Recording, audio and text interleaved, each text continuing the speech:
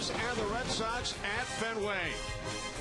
Yankees with the best record in all of baseball. They've opened up a 7.5 game lead on the Sox in the American League East. Boston by just a game over Texas in the wild card race. We welcome you to Fox Saturday Baseball. Kenny Albert along with Tim McCarver. Last night here at Fenway, Yankees continue their recent dominance over the Red Sox. They scored 20 runs, pounded 23 hits. Yankees now by 7.5 over the Sox in the division. Yeah, a couple of months ago, Yankee fans were saying, when is this team going to get started? And now the rest of the American League is saying, how are we going to stop the New York Yankees? They have been excelling in every department, particularly offense, as they proved once again last night. And this afternoon, Tim, here at Fenway, Yankees will face a young pitcher named Junichi Tozawa, who a year ago at this time was about as far away as possible from this rivalry. He was an amateur pitching in the Industrial League in Japan, and Terry Francona, the manager of the Sox, hopes to get 6 innings out of Tozawa today. Well, the Red Sox began the season by winning their first 2 sweeps over the Yankees, but the Yanks have come back, and they have taken the last 5 from Boston. What will happen today? Yankees, Red Sox from Fenway on Fox.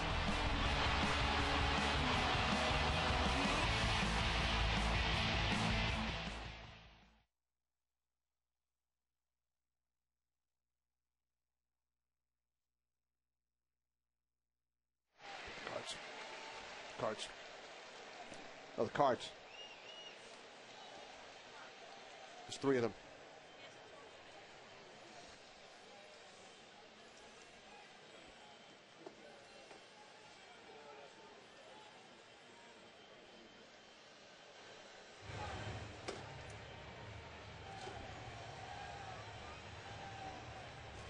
I'll do it. I'll find them.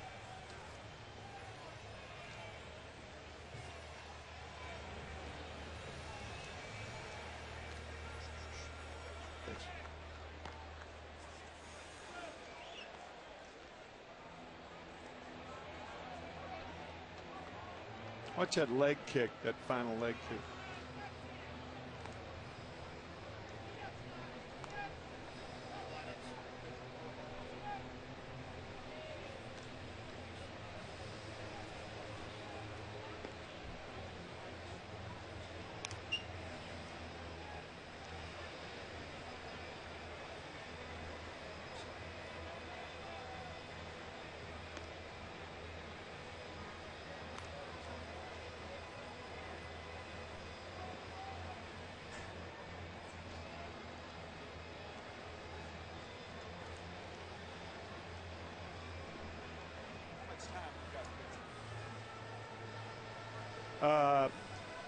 Check Tozawa when he puts his left foot down. You think he's going to put it down toward third base, and there's that last little flick of the left foot.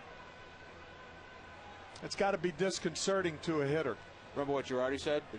Yeah. Well, he was.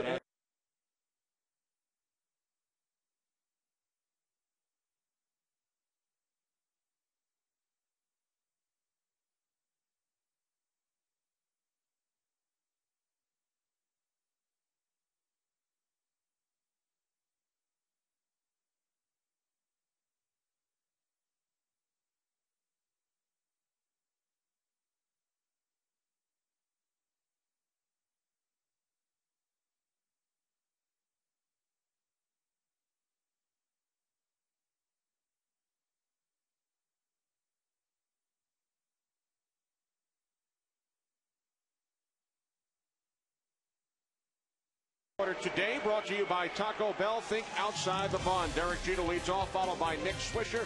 Mark Teixeira hits third. Alex Rodriguez in the cleanup spot. Then Hideki Matsui, who drove in 7 runs last night. Jorge Posada, the catcher, bats 6th. Then Robinson Cano, Eric Hinsky for the injured Johnny Damon, who is day-to-day. And Melky Cabrera, the Yankees center fielder, will bat 9th. So Derek Jeter steps in against 23-year-old Junichi Tozawa, making his 3rd major league start. Jeter takes a called strike, 0-1. Tozawa made his major league debut out of the bullpen at Yankee Stadium back on August 7th. 4 days later, he won his first career start against Detroit. And Sox suffered a loss in Texas on Sunday as Jeter leads off and flies out to J.D. Drew in right. Our sprint picture profile for Junichi Tozawa. First time that we have seen Tozawa. That game on August 7th, his major league debut, he gave up the 2-run home run to Alex Rodriguez as the Red Sox won in 15. Last year, think about it, an amateur in Japan pitching in the Industrial League. He must be pinpoint with his control because he is not a hard thrower. 10-1 in Japan last season. Began this season in Double-A. Nick Swisher takes a called strike. Swisher working on a 7-game hitting streak, and he's reached base, Tim, in 29 consecutive games. 2 hits for Swisher last night as the Yankees won the series opener 20-11. Deep left center. Off the monster. A 1-out double. Swisher has now reached base in 30 consecutive games. Fenway fly. F squared. Fenway fly. Let's think about it. Carl Yastrzemski turned 70 years old today. Nobody played left field like Yaz. And nobody peppered that wall any better than Yaz. The great Carl Yastrzemski, number 8. And nobody in the history of Major League Baseball has played more games with one team than Yaz. 3,308 games in a Red Sox uniform. Happy birthday. Great article in the Boston Globe today by Dan Shaughnessy about Yaz, how he is taking life easy. First pitch, Nick's to Shara. Jason Varitek out to the mound for a visit. In his first start at Fenway Park against the Detroit Tigers, he hit Miguel Cabrera in the first inning, and that caused retaliation by Rick Porcello, the right-hander for the Tigers. And he hit Kevin Youkilis later on in the game. Youkilis charged the mound. That cost Youkilis a 5-game suspension. So Tozawa has proven that he will come inside. It's all part of the game. Teixeira being hit by the pitch. And Joe Girardi told us before the game Tozawa is not afraid to pitch inside, as he just proved once again. First and second, here's Alex Rodriguez, who took Tozawa deep. A walk-off 2-run home run in the bottom of the 15th inning at Yankee Stadium 15 days ago. Welcome to the major leagues, Junichi. That was on a curveball, and a lot of time, you know, pitchers have long memories like hitters do. And Alex Rodriguez went up, it appeared, looking for the fastball, got it, and fouled it back. If you beat a guy on a curveball, next time you face him, he's not going to start you off with a curveball. Rodriguez 4 for 4 last night. He reached base 5 times. First and second, 1 out. In the dirt, blocked by Varitek. 1-1.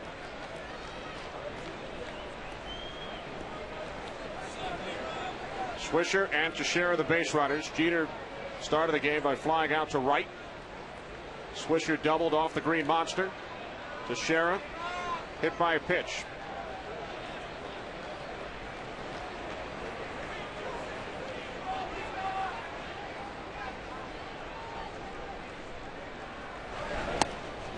Fastball missing high. 2-1.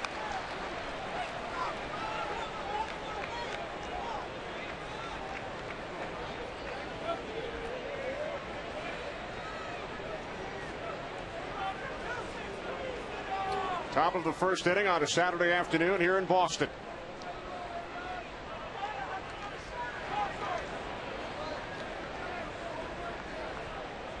The 2-1 to A-Rod. Pop to center. Kobe Ellsbury. 2 out. Swisher moves to third. Yankees, as we said, faced Tozawa in the 15th inning. So for the most part, they're trying to figure out Tozawa just like we are, trying to figure out how he gets by in the major leagues, throwing an 88-mile-an-hour fastball, and what the Red Sox see in him. The one thing that I see is with that left foot, right before it hits the ground, you think he's going to plant it toward third base, and it opens up at the last second. It's an odd delivery because of that, and it's something that major league hitters have to get used to. And with 2 outs, Tozawa will face fellow countryman Hideki Matsui. Matsui was the first major league batter Tozawa pitched to in that game back on August 7th, and Matsui lined out to center field in the 14th inning. Fastball missing inside.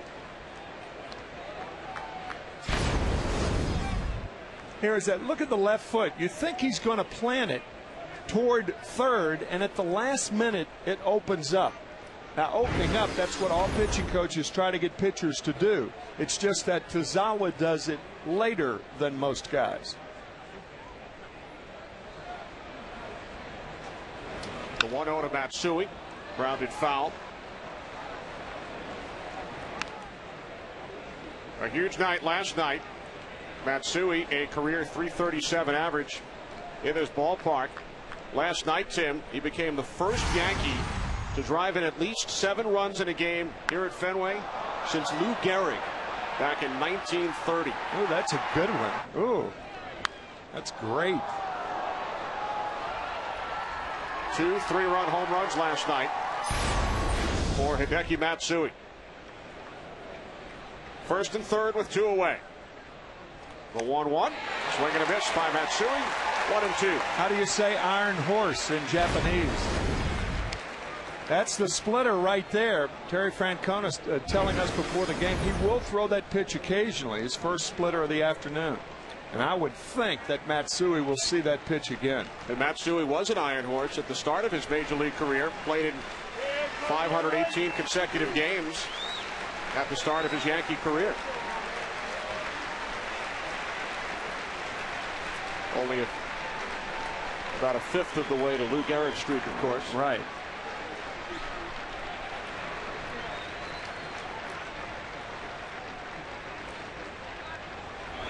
The 1-2, and Matsui lifts it to left. Jason Bay, edge of the warning track. Yankees strand 2 in the first.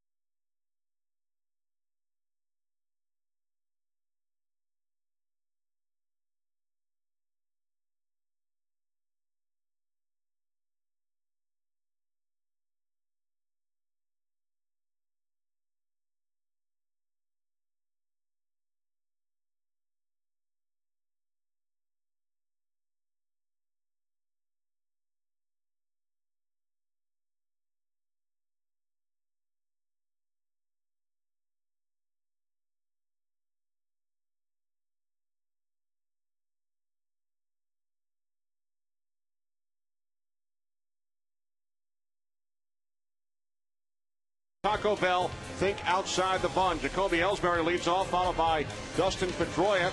Victor Martinez bats third. Kevin Youkilis in the cleanup spot. Then the DH, David Ortiz. Left fielder, Jason Bay.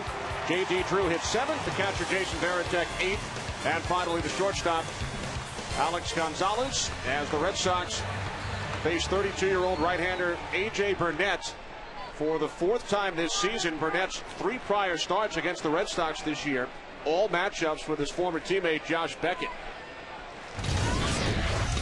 Burnett with a record of 10-6, outstanding in his last start against the Red Sox back on August 7th, that 15-inning game at Yankee Stadium. In fact, Jacoby Ellsbury led off that game with a base hit. Burnett faced 27 more batters in that game, did not allow another hit. 1 ball, 1 strike. Ellsbury last night tied a franchise record with his 54th steal of the season, tying the mark set by Tommy Harper back in 1973.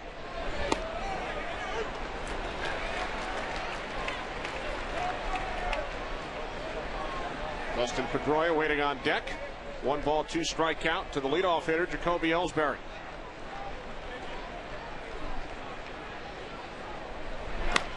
Fastball on the ground to the right side. Robinson Cano to Mark Teixeira for out number 1.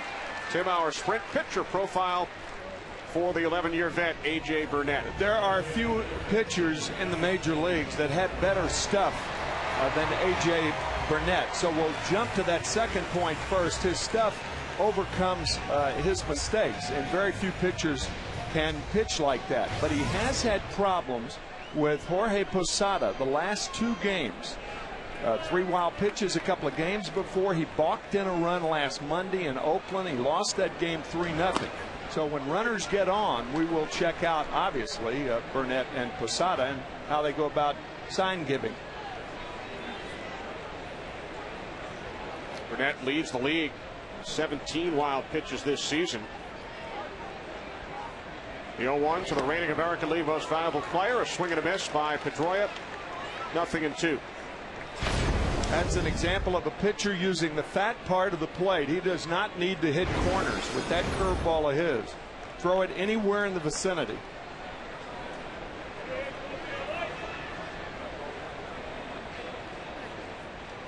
The 0-2 from Burnett, up the middle, into center field for a base hit.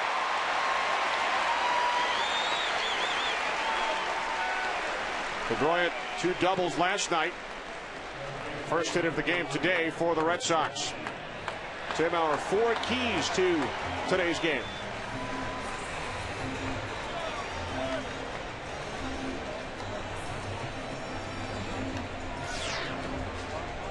Well, from a Yankee standpoint, who is going to stop them?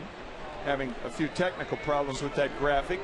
I mean, the Yankees have just been a resurgent group. I mean, that's what we said in the opening. How in the world are you going to stop them? And if you're the Red Sox, you just regroup and consider last night's game just 1 game. So they scored 21. So what? 1 loss in the column. Counts the same as a 1-0 or a 2-1 game. That's right. But the pendulum has shifted after the Red Sox won the first 8 from the Yankees this season. Yankees have now won the last 5.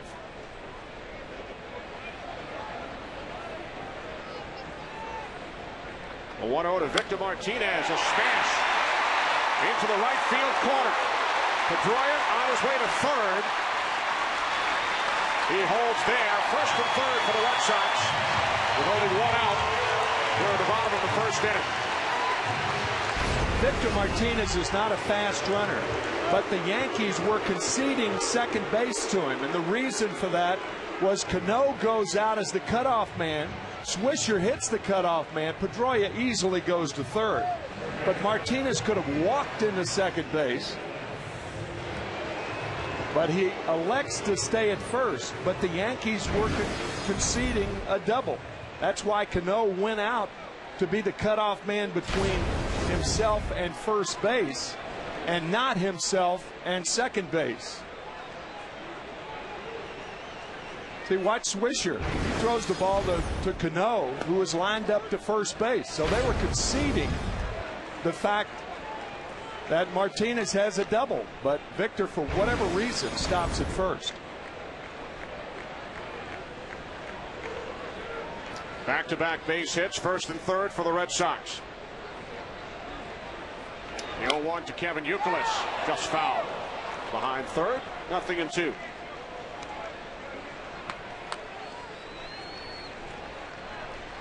You mentioned the 5-game suspension. Youkilis sitting out 5 games following the incident with Rick Porcello in Tazawa's first major league start. Red Sox went 2-3 during the absence of Kevin Youkilis.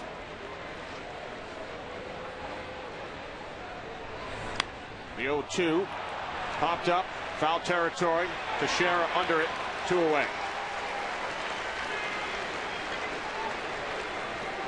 Tim, once again we present the Ford keys to the game. There they are. There it is. In print. From a Yankee standpoint, who is going to stop them? The Red Sox hope it's Boston today. And from a Red Sox perspective, regroup last night was only 1 game. 1 game, yet the highest scoring game combined in the history of this rivalry. They've played 2,021 games, the Yankees and the Red Sox, against one another. Last night, 31 runs combined, most in the history of this rivalry. Here's David Ortiz with 2 away.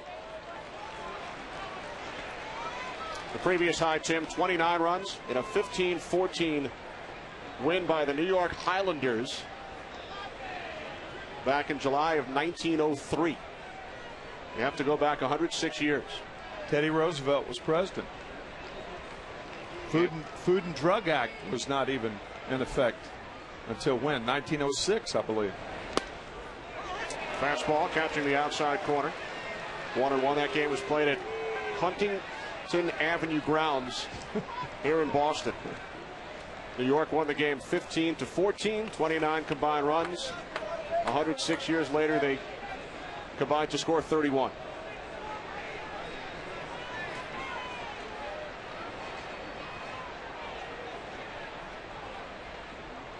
The 1-1 to Ortiz. Burnett missing away. 2-1.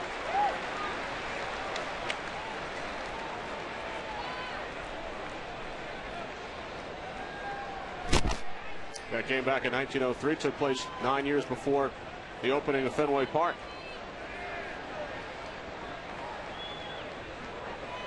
One of the great treasures in our country, this ballpark. Ortiz off the wall and left. It bounces away from Hinsky. Martinez rounds third. And Martinez is safe. The Red Sox take a 2-0 lead. I'll tell you what, that is superb third base coaching by DeMarlo Hale. Realizing that if anybody fields that ball, it's going to be Derek Jeter.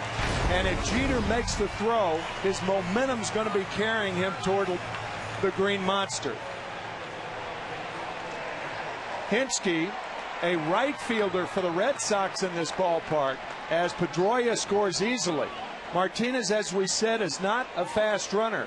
Waved home by DeMarlo Hale. That is an excellent play with 2 outs. And the reason for that, Jeter was going out to field the ball. His momentum was carrying him toward the monster. Couldn't get a lot on the throw, and that's why Martinez scored. Here's the ball past Hinsky in left field. Tried to barehand the ball.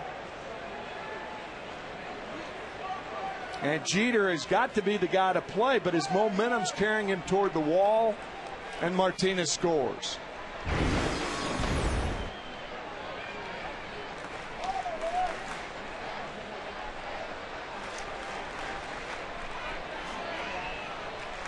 A 1-0 to Jason Bay. Now 1-1. Last night on a play with Dustin Pedroia hitting the monster, Derek Jeter went out. There were 2 outs at the time. It was a base running mistake by Pedroia. In fact, when he slid, he came up. That game was on Nesson. And Pedroia, I thought, said, "My bad," which is the young players now saying it was their fault, and it was certainly that. Jason Bay with a base hit into left field. Here comes Ortiz. The throw to the plate. is not in time. 3-0 Red Sox.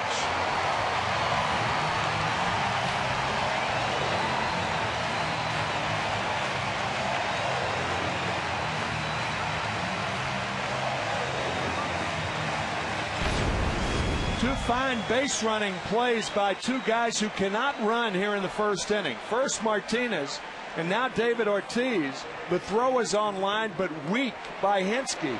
And good base running by Jason Bay, moving up to second base on the throw home. Funny how the game can turn on you in a heartbeat.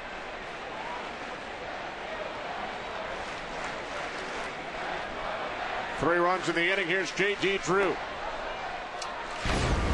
Again, in case you missed it earlier, Eric Hinske starting in left field for the Yankees for the first time. He started 9 games in right field due to the bruised right knee suffered by Johnny Damon in the first inning last night. Damon listed by the Yankees as day-to-day. There's Hinske in left. Now 2-0 on Drew.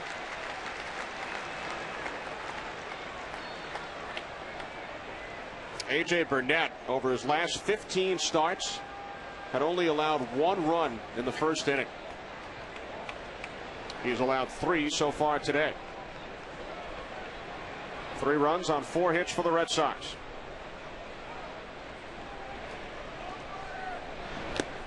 Two and one.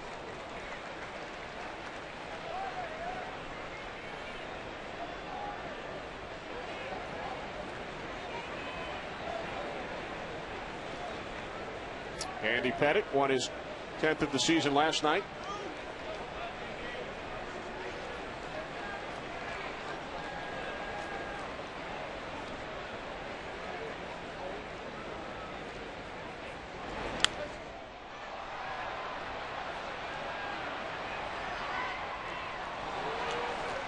Two and two now on J.D. Drew. Tell you that hit by David Ortiz that does a lot of for the Red Sox cause. Not only does it plate 2 runs, but it picks Kevin Youkilis up. Kevin Youkilis fouling out with that runner on third and less than 2 outs, and he's one of the guys in the American League that you'd want up there with a guy on third and less than 2 outs, because he's going to drive him in more often than not. He didn't, and Ortiz picked his teammate up with the 2-out double. Red Sox scoring all 3 of their runs in this inning with 2 out. Drew went around. First strikeout for Burnett, but the Red Sox scored 3 runs on 4 hits. Lead the Yankees after 1, 3-0.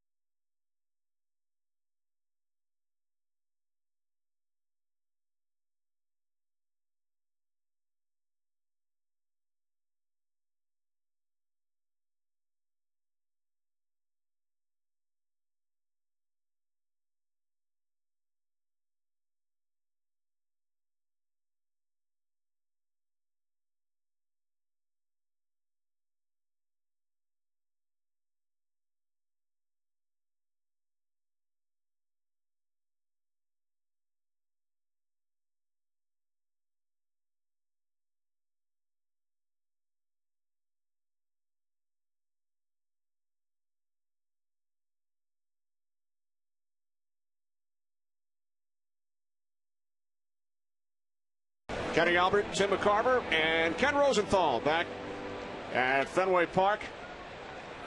Red Sox, who lost last night's game 22-11.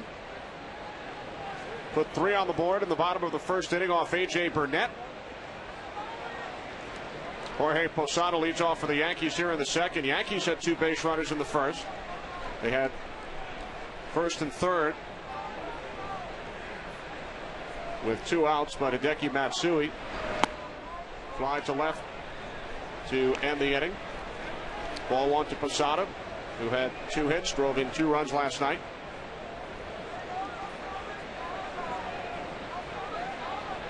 Posada, Cano, and Hinske for the Yankees here in the second.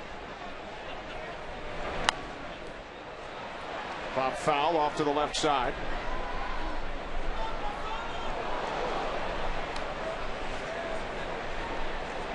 You mentioned Tozawa was pitching in the Corporate Industrial League in Japan last season as a 22-year-old. Signed a 3-year deal with the Red Sox back in December.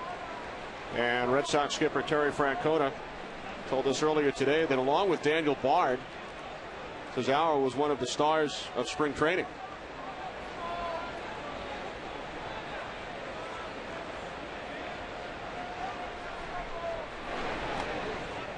Two balls, 1 strike. Started the year in Double-A, then went to Triple-A, was lights out in both minor league classifications, and then called up, and what a job he is asked to do this afternoon against a red-hot Yankee club. Now 3-1 after last night's starter. Brad Penny allowed 8 runs in just 4 innings. Red Sox announced today that Tim Wakefield will return and start on Wednesday against the Chicago White Sox.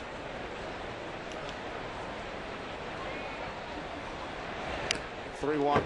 Interesting thing about that announcement is it's not September 1st. That's when rosters can be expanded. So George Kataris, the catcher who was called up, actually started the season with the Red Sox and caught Wakefield, but he's not up now. The White Sox have Victor Martinez and Jason Varitek, so it'll probably be Victor Martinez catching him next Wednesday night. Posada draws a leadoff walk here in the second inning.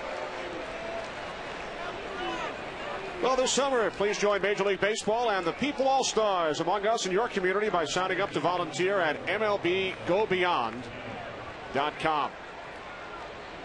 Wakefield last night in Pawtucket pitched 5 2/3 innings in a game against Rochester, allowed only 1 run on 2 hits. Helped the Paw Sox end a 10-game losing streak in his final rehabilitation start. Wakefield will take the mound here at Fenway on Wednesday. Here's Robinson Cano. First pitch, and he lines it off the monster. On his way to third is Posada. And tagged out, attempting to slide into second is Cano.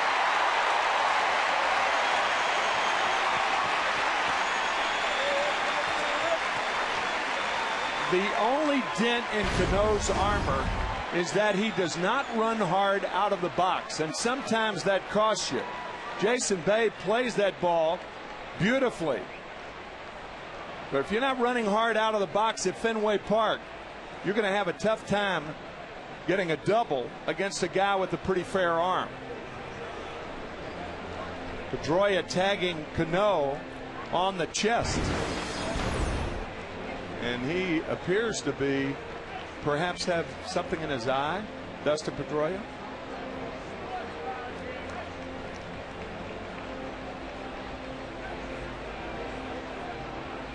When Cano slid, there is a chance that the bill of the cap hit Pedroia. Watch how he slides to the outside.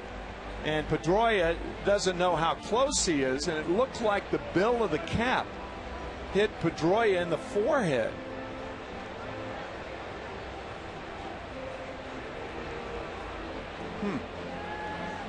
Don't think I've ever seen that. Either the bill of the cap or the top of the helmet. You're right, Tim. It looks like Cano's helmet did make contact with the right side of Pedroia's face. Yeah, you know, if you have your back to the play, you turn around, you think the base runner is near, but you don't know exactly where he is. So Pedroia receives the throw from Jason Bay with his back to the runner or his back to the tag. You don't know where he is. Now you turn around, and perhaps he was closer than Pedroia thought. You don't know how far to dive, but Dustin appears to be okay. Maybe hit him in the nose.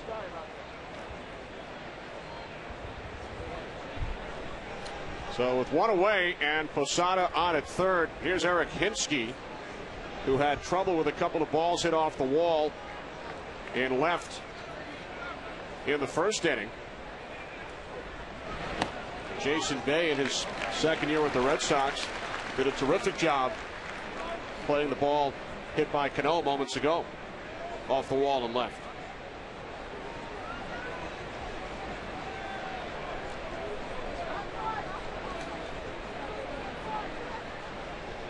Hinsky batting .262 as a Yankee in 17 games.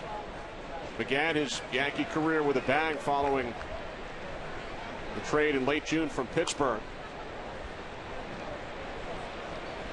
He hit 4 home runs in his first 5 games in pinstripes.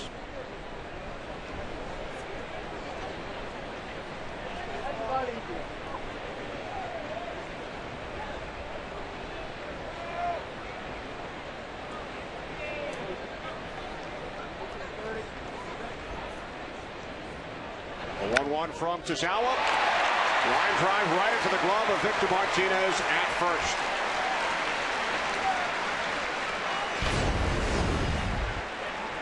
Terry Francona is saying that the Yankees squared up on a lot of balls last night. Well, in this inning, they have squared up on 2 for 2 outs. Even though the first one was a hit and Cano out trying to stretch the hit into a double. And that ball hit right on the button by Hinsky, but right at Victor Martinez.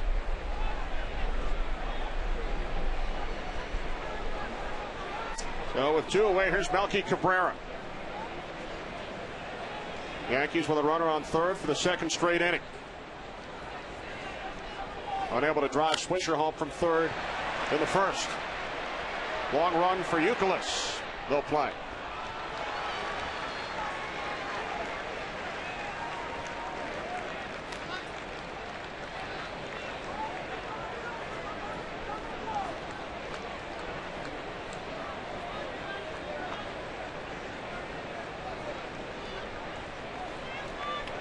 Derek Jeter waiting on deck should Cabrera reach. 2 outs.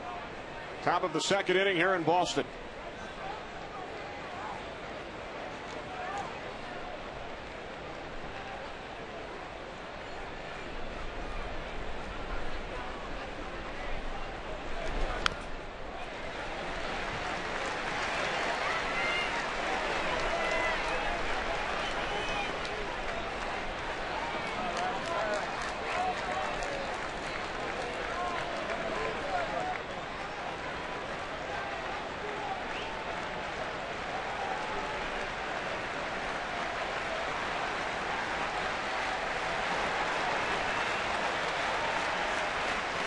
Four-seam fastball. Missing high and away, 1-2.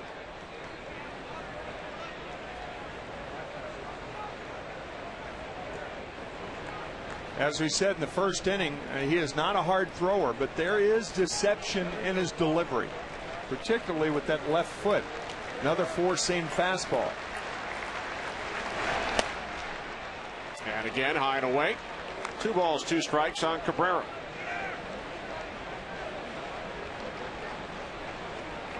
Yankees scored 6 runs over the first 2 innings against Brad Penny last night. Today, stranded 2 base runners in the first. A leadoff walk to Posada. Another four-seam fastball. Center field. Moving to his right is Ellsbury. So for the second straight inning, the Yankees strand a runner on third.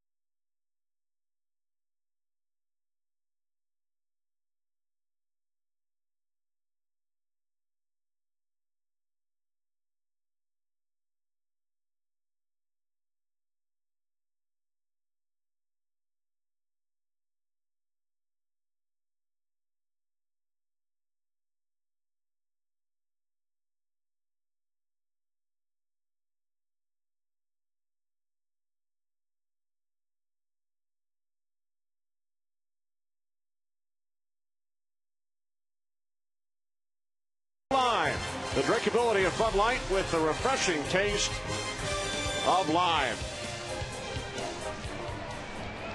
Back in Boston, bottom of the second inning, with the Red Sox leading the Yankees 3-0. The Red Sox captain Jason Varitek will lead off against A.J. Burnett. Varitek, Tim, returning to the starting lineup. Missed some time this week due to muscle spasms in his neck. Did come in during the late innings last night and homered at his only at bat, which broke an 0 for 31 stretch for Jason Varitek against the Yankees since his grand slam back in April off A.J. Burnett. That was back on April 25th. That game, the Red Sox trailed 6-0. They came back to beat the Yankees 16-11. So in between those two home runs, Varitek 31 consecutive at-bats against the Yankees without a base hit. You said it in the opening. Red Sox beating the Yankees 8 in a row to start the season, and now the Yankees have won the last 5 in a row. It almost sounds like something the ex-Red Sox manager Joe Morgan would have done. Mumsy took over in 1988. That was his nickname in the minor leagues when we played together. He's in gracing our booth tonight. Won 12 in a row in the first 19 out of 20. And at the time Joe Morgan took over, the Red Sox were trailing by 8.5 games behind Detroit. And they came back to win the American League East that year. There's Joe. Member of the Red Sox Hall of Fame. Took over during the 1988 All-Star break. Signed by the Boston Braves back in 1952. Welcome, Joe. Joe and his wife Dottie and I had dinner the other night. And always a pleasure to see Joe Morgan. That Harry Walker called the smartest ball player he had ever managed. And that is what Harry told me in the mid-60s. Joe just said he was right. Oh. The 0-1 to Gonzalez, missing high. Our statistician Marty Aronoff reminds us that Joe managed in the 33-inning game back in 1981 against Cal Ripken in Rochester, but he was ejected. Is that right, Joe, in the 22nd inning? Well, that's great. I didn't realize that. Another foul off the bat of Gonzalez. Now 1-2.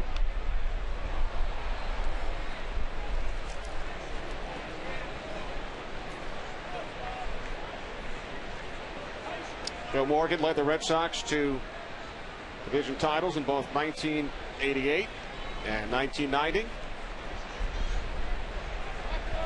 Visiting with us here in the broadcast booth. The 1-2. Gonzalez, left field. Pinsky looking up. It's out of here. Over the monster. Home run, Alex Gonzalez.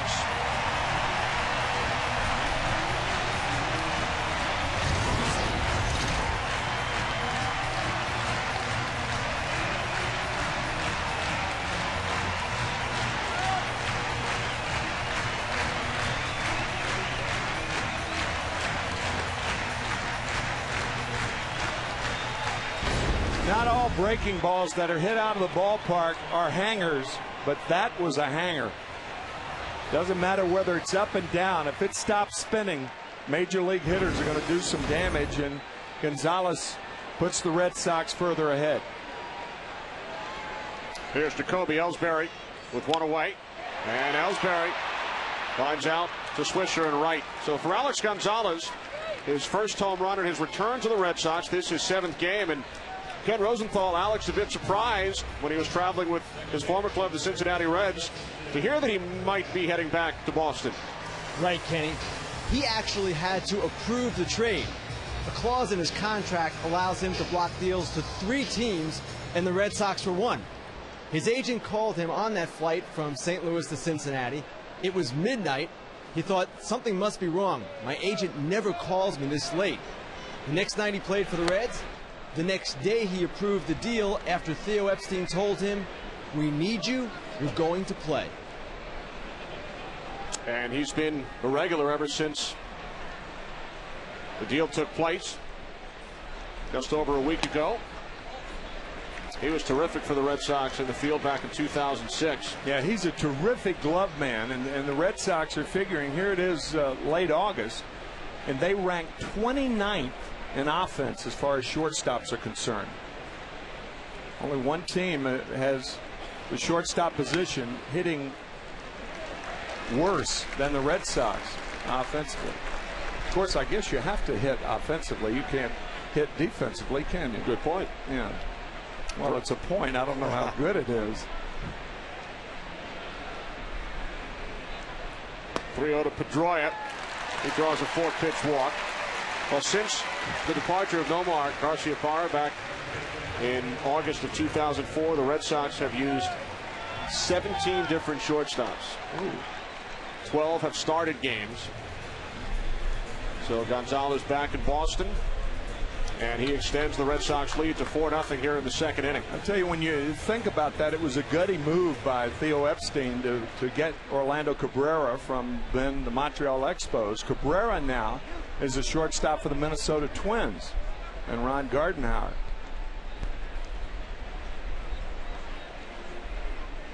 Pedroia on base for the 2nd time. Victor Martinez singled and scored his first time up. Pedroia goes. The throw from Posada is not in time. Pedroia with his 16th steal of the season. What a great jump. A.J. Burnett did not make him stop at first base. The short hop, not only was it a good jump, but he stole on the right pitch. You could see right there, you got to make him stop. Good base runner, Pedroia. We have Joe Morgan visiting us in the booth, and I remember Joe Morgan, when I asked him about Pedroia a couple of years ago, he said he's got a winning look on his face. And has he ever proven that?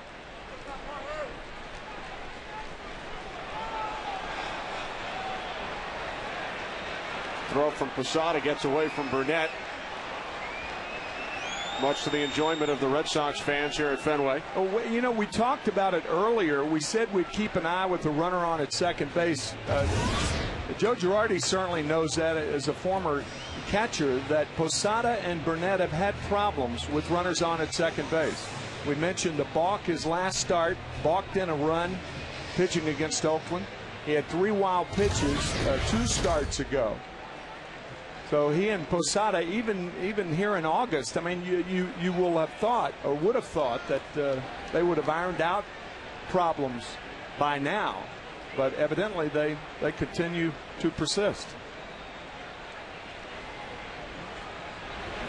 Now 3-0, 7 consecutive balls thrown by Burnett. This is Burnett's 25th start as a Yankee, and Posada has been behind the plate for 15 out of the 25.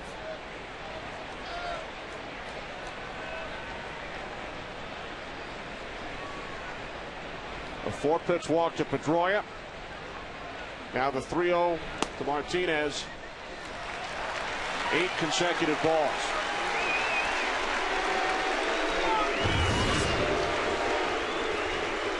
Burnett does lead the American League in walks this season. He's now walked 77 batters.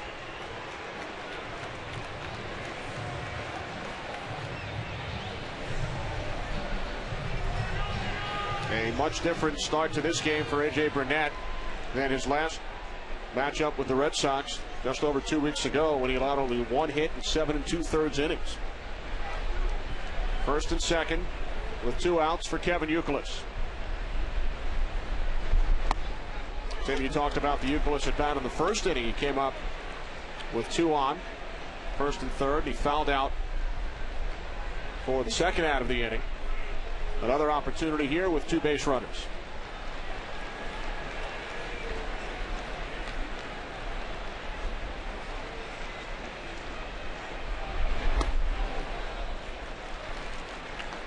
Bit of a different situation here because as we said, Youkilis, a guy that with a runner on at third and less than 2 outs, he'd be one of the prominent right-handed hitters that you'd want up there to get the run in. Contact hitter, power.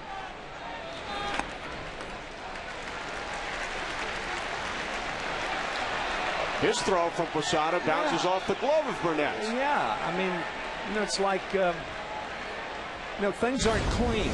I mean, Posada overthrowing Burnett wants the ball trickle between the mound and second base.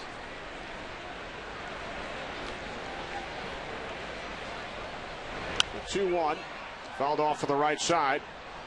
Now 2-2. That was his pitch there. Looking fastball, got it, fouled it off. But that's what Burnett can do. I mean, even if you're looking for the fastball, still it's tough to catch up with it. That's how good of stuff he has.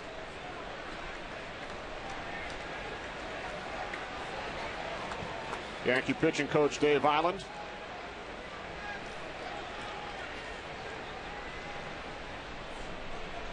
Burnett steps off. Yeah, you have to wonder what's A.J. Burnett thinking about. There are 2 outs, 2-2. Where's Pedroia going?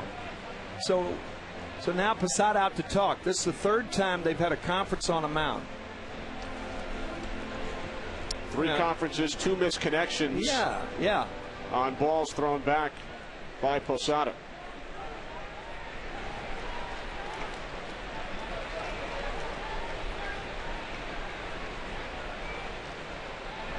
The 2-2. Youkilis, deep left field. No doubt about it.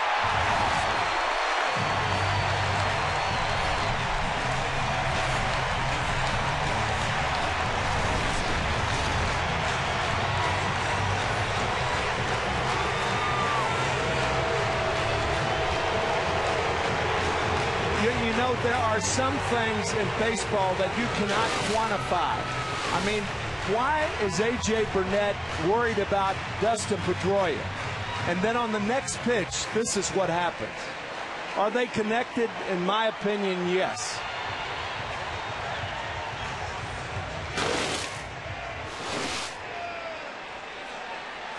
Home run number 21 for Youkilis. 7-0 Red Sox. David Ortiz, ball 1.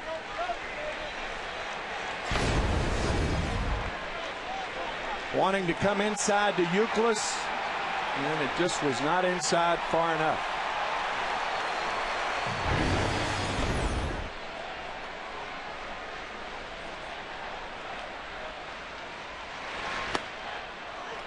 One and one. In 3 starts here at Fenway this season, Burnett has now allowed 18 runs in 9 1/3 innings. Wow.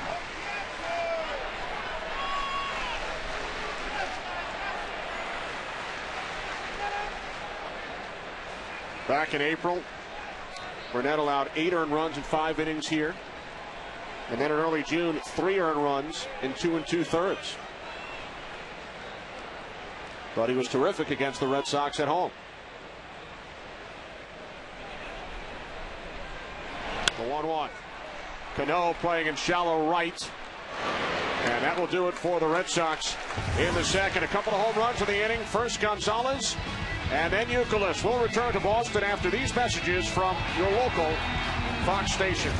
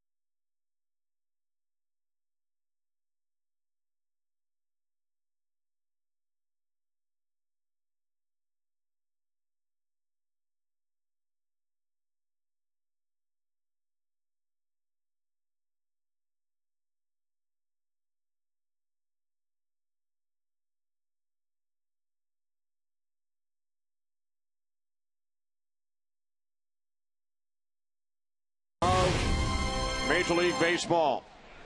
The score after 2 innings last night: Yankees 6, Red Sox 1. The score after 2 innings today: Red Sox 7, Yankees nothing. Derek Jeter leads off against Shinichi Tozawa. Jeter lined out to right, leading off this game. Red Sox 3 runs in the first, 4 in the second. Tozawa pitching with a 7-run lead.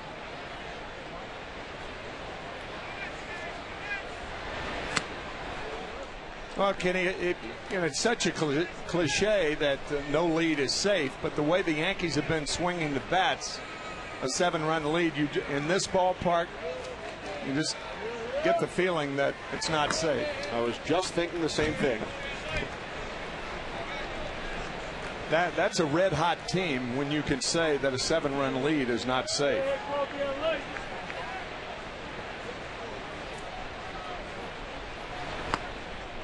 Tozawa missing low and away. 3-1. Earlier this week, Derek Jeter became the all-time hits leader among shortstops in Major League Baseball, passing Louis Aparicio. And He is just 22 hits shy of tying Lou Gehrig's all-time Yankee record for career hits. The Iron Horse with 2,721 hits during his career. On the ground to the second baseman, Pedroia. Jeter is 0 for 2. Well, prior to the game, the Red Sox welcomed Team Fox, whose mission is to find creative and fun ways to raise funds for the Michael J. Fox Foundation for Parkinson's Research.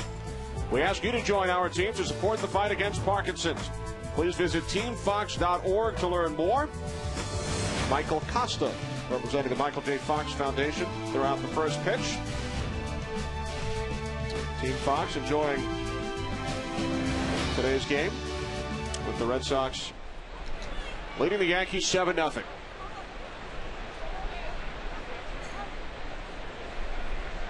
Here's Nick Swisher, doubled his first time up. Takes a call, strike, 0-1. You know, we've been talking about the dichotomy of the season series. Red Sox winning the first 8. Yankees have won the last 5. That has only been done 2 times prior in Major League history, where one team beat one opponent the first 8 in one season, and then that opponent came back to win the next 5. The first time it happened, Tim, you were right in the middle of it. Really? Come on. I kid you not. Back in 1979, the Montreal Expos beat your Phillies the first 8 games. You guys came back and won the next 5. Wow. It happened again later that season, the same 79 season, Twins and the White Sox. Hasn't happened since, never happened before 79. Wow, that's shocking. That is a nugget right there, baby. Nice going. And you did play in the game when the Phillies won that 5th game after losing the first 8 for Montreal in 79. Well, I guess Steve Carlton had to pitch because if he didn't pitch, I didn't play. Now, to take it one step further, it has never happened where the team that lost the first 8 won the next 6. Swisher with his second base hit of the game. You know, you may remember our conversation during batting practice when Kevin Long, the batting instructor of the New York Yankees, came out, and we saw Nick Swisher hitting ball after ball after ball to left field.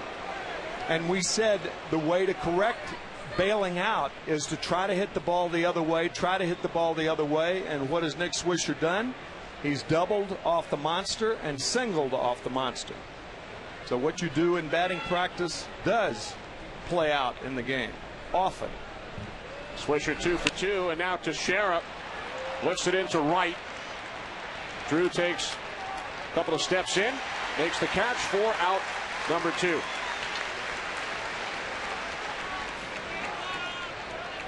So with Alex Rodriguez heading to the plate, we check in with Ken Rosenthal. Ken?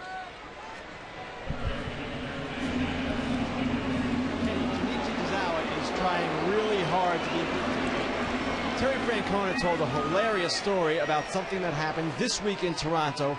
Tight game. Tazawa's sitting at the end of the dugout. Francona runs out of chewing tobacco. He walks all the way to the end of the dugout and says in rapid-fire English, "Hey, run to my office, get me some tobacco, put some honey on it." Now, Tazawa had no idea what he was talking about, but he got up quickly as if to oblige. And at that point, Francona said, "Don't worry, I'm just kidding." And the key, of course, thanks, Ken, rapid fire English. Tazawa had no idea.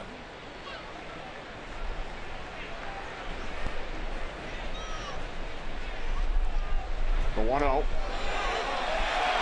Tazawa catching the inside corner as A-Rod backed away. 1-1. Terry Francona told us before the game, Tazawa has great poise. He's a great kid.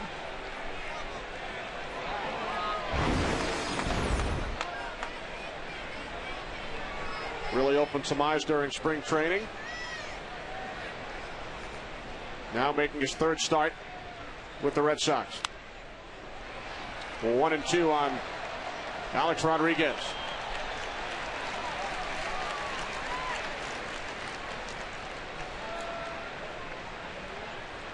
Hideki Matsui waiting on deck. Red Sox lead the Yankees 7-0, top of the third here at Fenway.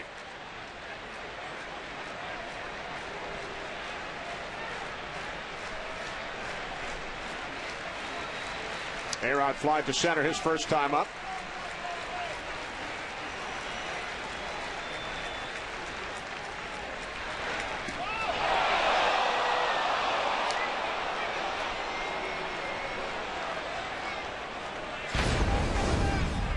Joe Girardi telling us before the game that it appears that Tazawa almost jumps at the hitter. That's why you can see the reaction of Alex Rodriguez. He bailed out of the box after that first pitch, a curveball.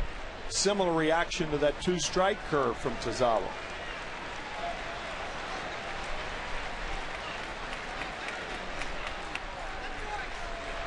The 2-2. Tazawa just missing outside.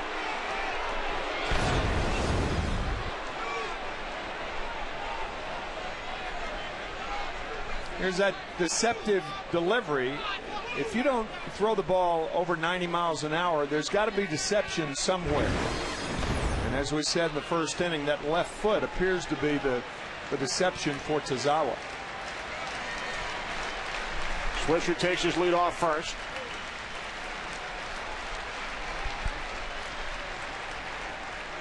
Swisher goes, payoff pitch, a called strike three. First strikeout for Tazawa. A-Rod caught looking. Good curveball gets Rodriguez.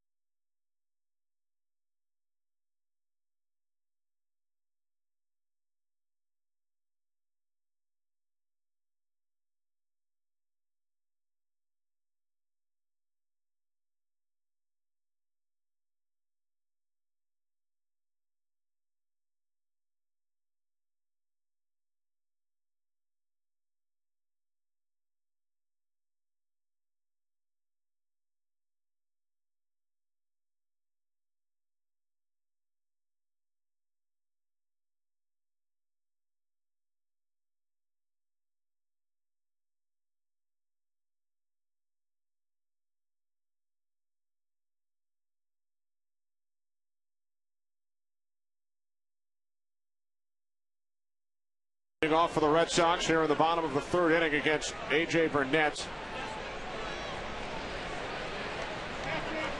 Bays singled in a run back in the first inning.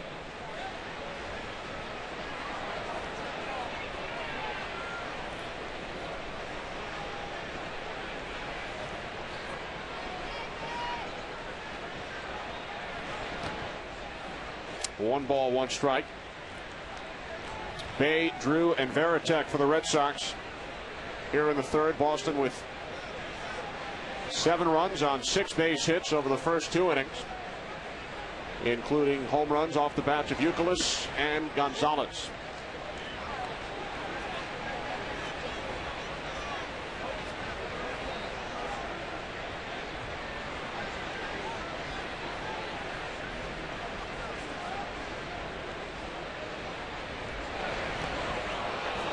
Jason Bay down on strikes. Third strikeout for A.J. Burnett. Time now for a DirecTV game break. Angels and the Blue Jays in Toronto. Bottom third, Adam Lynn, 3-run shot to left off Irvin Santana. Tying the game at 3. We move to the 6th inning. Vladimir Guerrero, his 11th of the year off Scott Richmond. Career RBI number 1,300 for Guerrero, 10th among active players.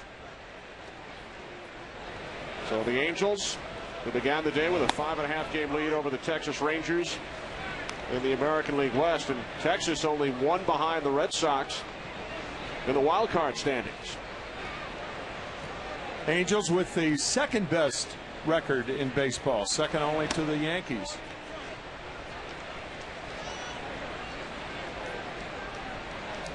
Angels with their 74th win. Yankees have 77.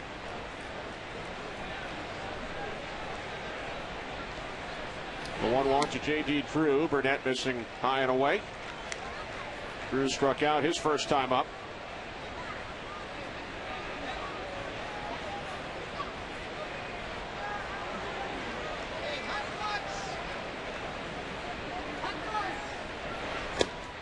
Fastball in for a called strike. It's something when you think about it, Kenny, how long you have to manage, it seems, before you're recognized as a good manager. Mike Scioscia with the Anaheim Angels is certainly that way. They win the World Championship in 2002. Terry Francona, manager of the Red Sox, not recognized as a great manager until he won a World Series. And I don't think Joe Girardi gets enough credit. Taking over the Yankees because of who he replaced, Joe Torre, phenomenally successful over 12 years. Joe wins 89 games last year with the Yankees. They did not finish in postseason play for the first time since 1996. And they called that a strikeout as J.D. Drew went too far. You think about it, I mean, Joe Girardi has done a terrific job with the New York Yankees. You don't read a lot about it, but I'll guarantee you talk to the players and they'll tell you about how good a job he's done. Yankees, a season high 32 games over the 500 mark, as Jason Varitek takes strike 1. 26-8 since the All-Star break. Matches the best ever 34-game stretch by a Yankee squad coming out of the All-Star break in franchise history, and Joe Girardi a big part of it.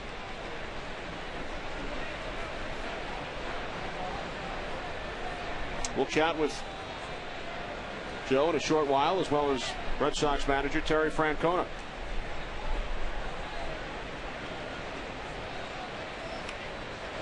One to Varitek. Now 1-2.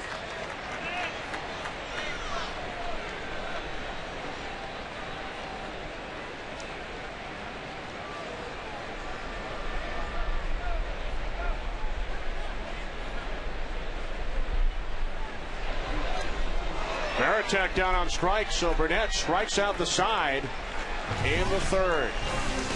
Still 7-0 Red Sox after 3.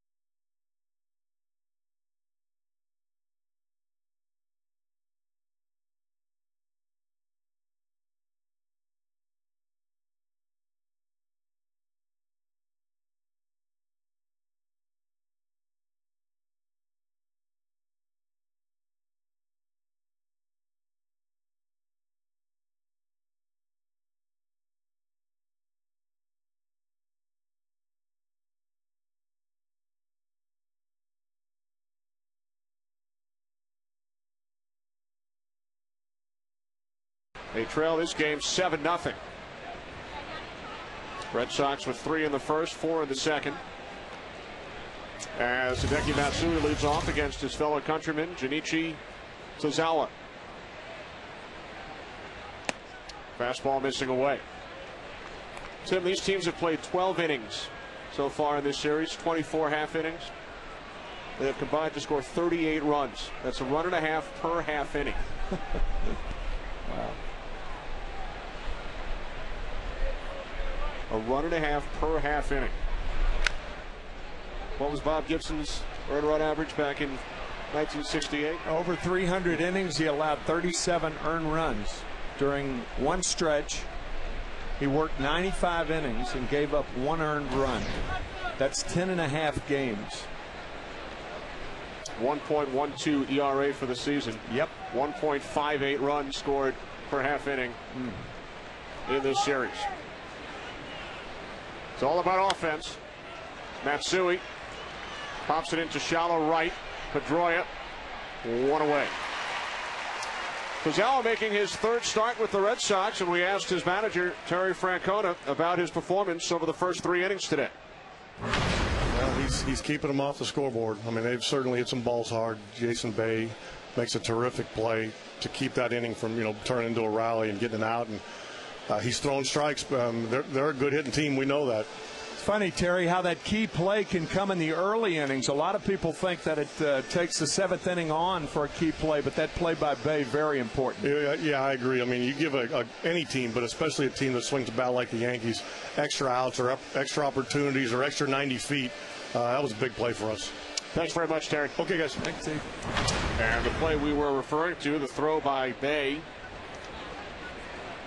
back in the 2nd inning with Robinson Cano attempting to stretch a single into a 2-base hit. Yankees would have had 2nd and 3rd with nobody out had Cano not been retired at 2nd.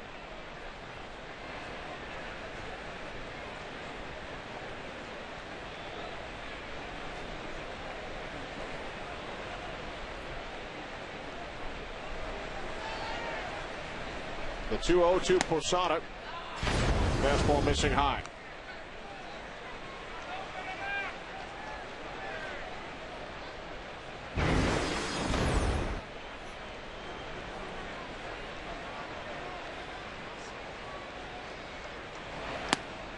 Fastball in for a called strike. 3-1.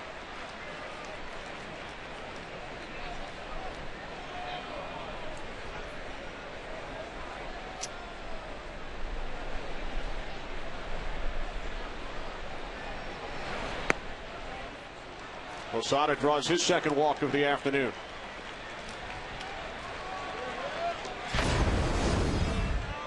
Here's that motion we were talking about. You think that Tozawa's foot's going to go that way, and it goes that way toward home at the last minute. The left foot. You see how it opens up. But that's where the deception is. Not all pitchers have as good a stuff as some guys. I mean, Tozawa, his stuff is nowhere near what A.J. Burnett's is, but he's a little more deceptive than a lot of right-handers.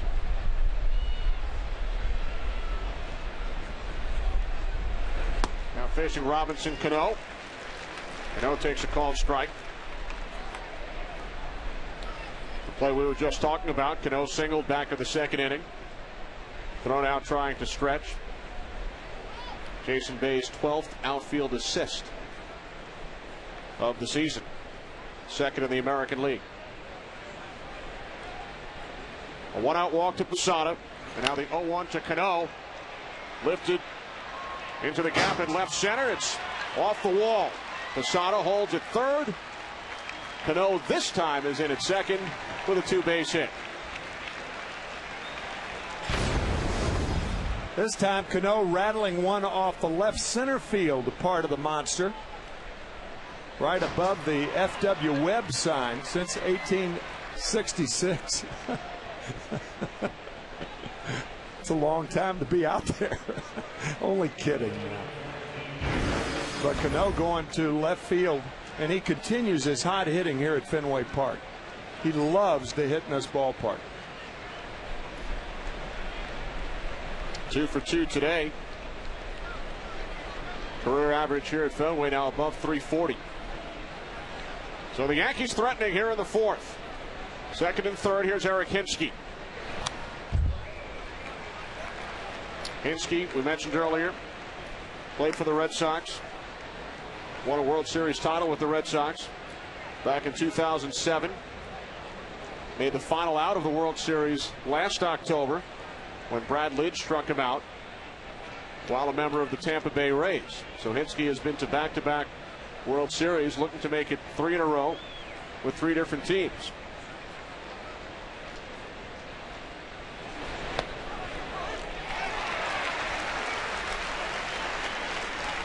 Good curveball. Good curveball from Tozawa.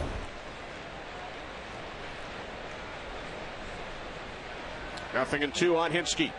Second and third, 1 out. Hinske, a couple of doubles last night. He drove in a run after replacing Johnny Damon. In the dirt. Blocked by Varitek. 1 and 2. Fine play by the Red Sox captain. That ball hitting right near the feet of Hinske. Good play by Varitek to prevent a run.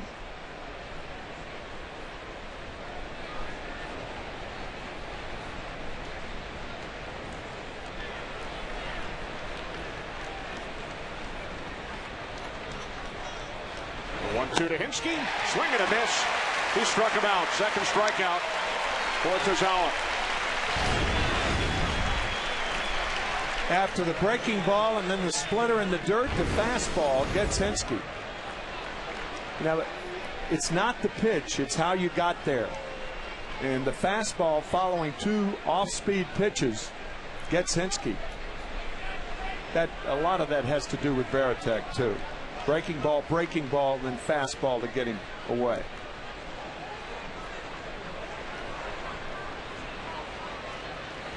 With 2 away, here's Cabrera. First pitch, Tozawa quickly off the mound. The toss to Martinez.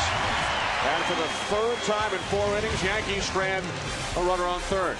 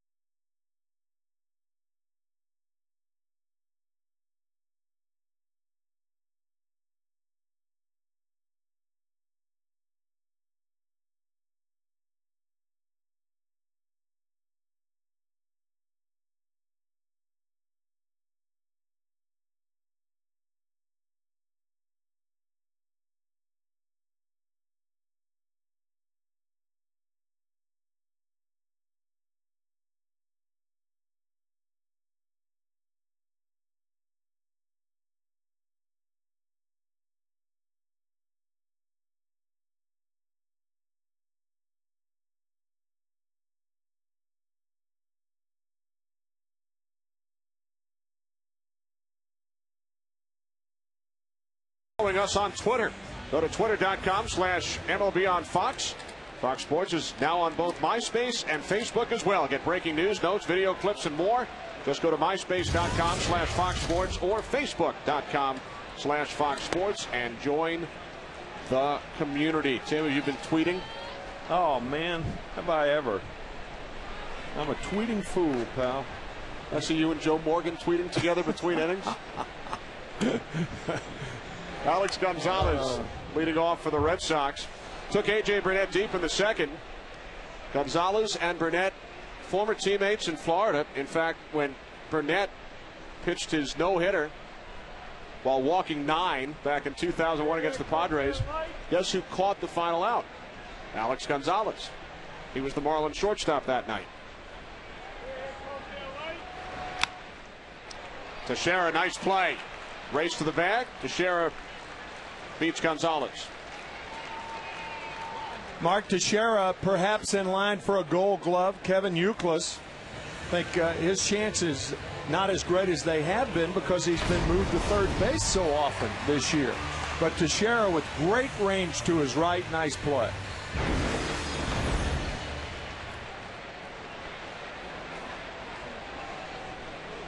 So Burnett has now retired 5 in a row since the Youkilis 3-run homer. Here's Jacoby Ellsbury. Ellsbury 0 for 2.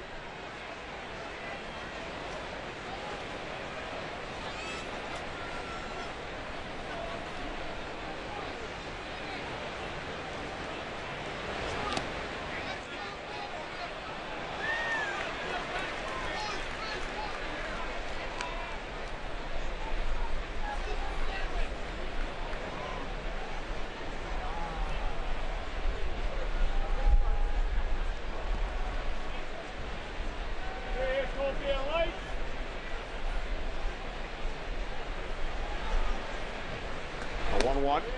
Fastball missing away. 2 balls, 1 strike. Red Sox 3 games under 500 since the All-Star break. Just 15 and 18.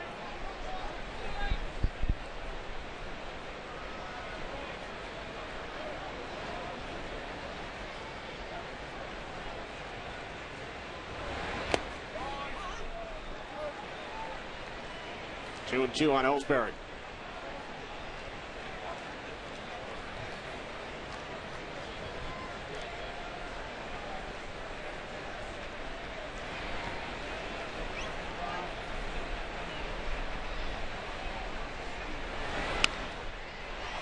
Cano to Teixeira for out number 2. We spoke moments ago with Yankees manager Joe Girardi, and I asked Joe, with the way the Yankees are swinging the bats, do they ever feel like they're out of a game?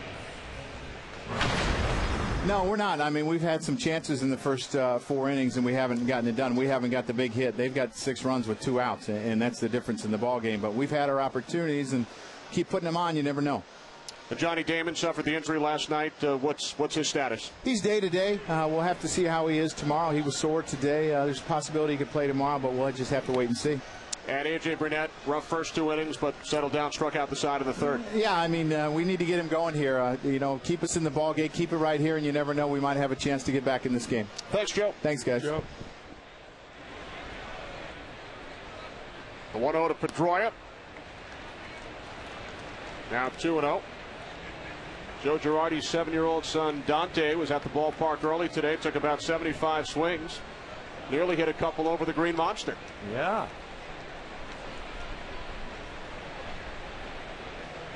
Getting that uppercut swing early.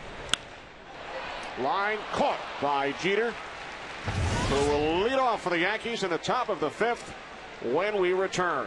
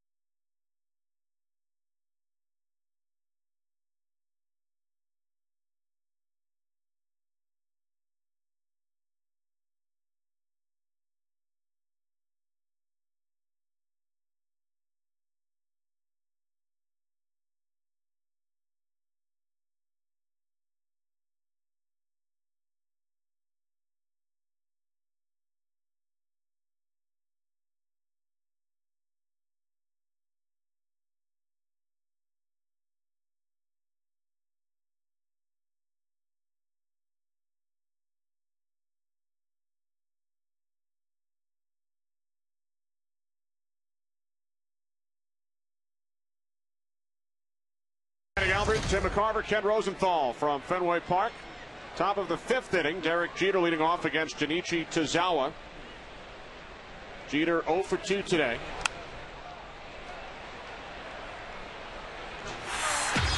Another terrific season for the Yankee captain.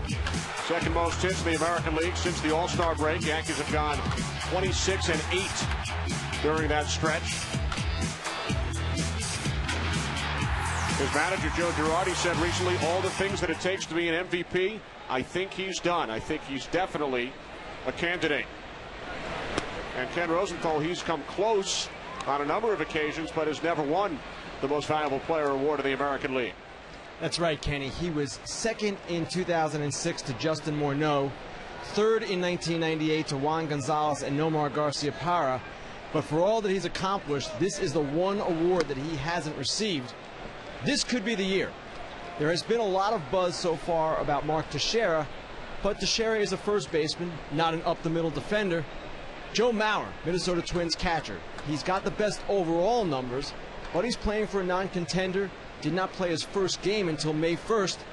When you look at Jeter's numbers now, they are very comparable to last year's MVP, Dustin Pedroia. Jeter has won MVP awards at the All-Star game back in 2000. He was named World Series MVP in 2000. Same year, right? Dustin Pedroia, last year's MVP. He and Derek Jeter spent a lot of time together at the World Baseball Classic back in March.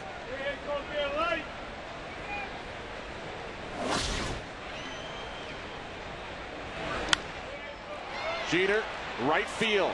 Drew on the run. Drew on the warning track. Makes the catch. Well, Derek Jeter, Tim, has finished in the top 10 in American League MVP balloting 6 times. 6 times in the top 10. Among active players, only Manny Ramirez has finished in the top 10 more often without winning the MVP award. Manny, 8 top 10 finishes. Well, what MVP voters may not think about, and yet is perhaps the most important thing that Jeter brings to the table, is his willingness to play every day. Hurt and play well every day. And when your top guy, when your captain in an organization is like that, the trickle-down theory is in effect. Then everybody else says, well, if he plays every day and sometimes he plays hurt, then I'm going to play hurt and play every day. And that has been in effect with the Yankees since Derek Jeter was a rookie back in 1996. 0-2 on Swisher. And all superstars are not like that. They'll take a day off occasionally. Not Jeter. You remember the famous play when he toppled into the photographer's booth against the Red Sox? And coming out of the game, bloodied, said, I'm starting tomorrow. And he was. He was in there the next day. He told Joe Torre that. Anytime you watch an interview or read a quote from Jeter after a game in which he suffered some kind of injury, 2 words: I'm fine. I'm fine. That's right. Does not elaborate, but you know he's going to be in the lineup the next day.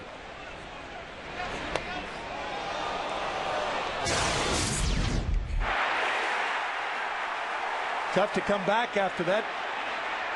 Firing into the stands like that. Leaving the field bloodied. Told Joe Torre, I'm playing tomorrow. And he did. The 1-2 to Swisher. Again, Swisher goes to left field, but this time he's retired as the catch is made by Jason Bay. Ken Rosenthal getting back to Jeter for just a moment.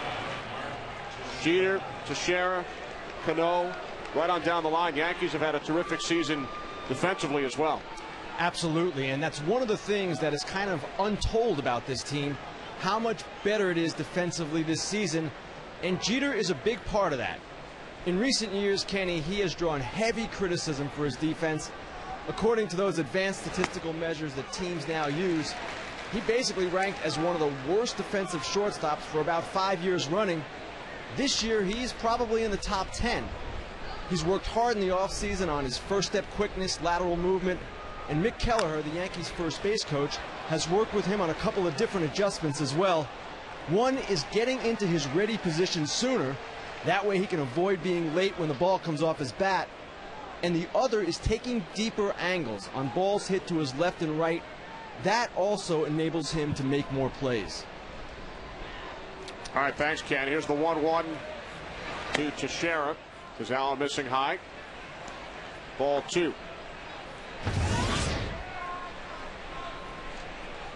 .74 pitches for Tazawa. He allowed 1 hit in each of the first 4 innings. Yankees have had a runner reach third 3 times, but they have not been able to score. Just foul.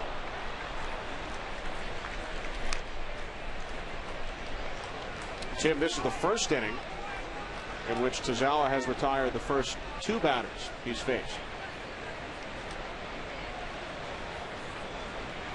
Mark Teixeira, on the other hand, looking to do something in this at bat and in this game so he can tell David Letterman on Monday night. First appearance on David Letterman will be Monday, the off day for the Yankees. And he will take some hacks. Yeah, that's right, on 53rd Street. There you go. Getting ready for Monday night. Right down Broadway with that one. Looked like a splitter from Tazawa. Outside part of the plate. And the show is usually taped right around this time in the late afternoon. Right, so he's getting used to it right now. He said he was going to go to Derek Jeter and Alex Rodriguez for advice. Teixeira says, I'm one of the most boring guys in baseball. It's not boring on the field. No, he's not. So here's A-Rod. Caught looking in the 3rd. Also a fly to center back in the 1st inning. Rodriguez 0 for 2. Yankees last night, 20 runs on 23 hits. No runs, 5 hits so far today.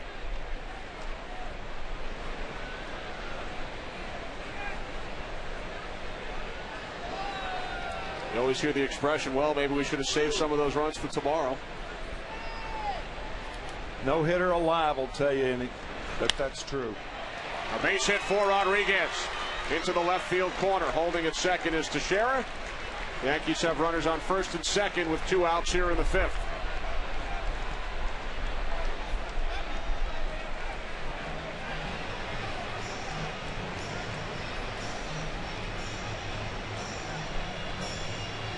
Remember Hideki Matsui with 2 3-run homers in last night's game. Kenny talked about it earlier, the 7 RBIs. Most by a Yankee here at Fenway since Lou Gehrig in 1930. And the most by a Yankee against the Red Sox anywhere since Joe Pepitone in 1964 at Yankee Stadium.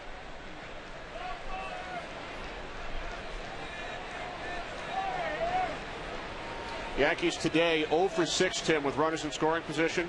Last night, 15 for 25.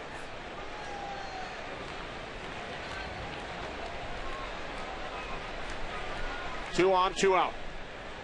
Tazawa to Matsui, strike 1. That breaking ball making a good hitter look bad.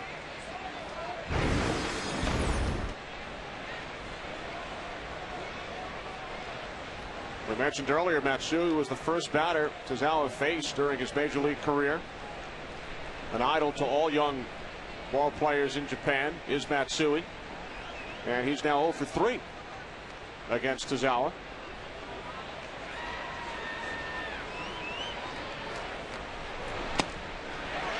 Nothing in 2. There again, Veritek has a lot to do with that. After the breaking ball fastball, put Matsui in the hole. Might be the best fastball that Tazawa's thrown today as far as velocity is concerned. It was 91 miles an hour.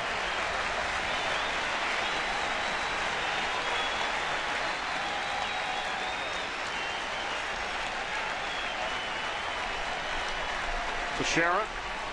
Rodriguez.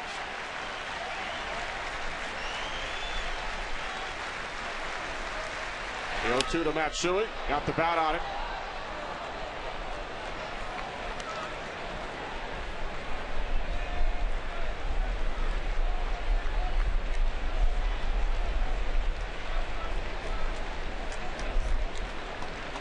Two on, two out. Top of the fifth here in Boston.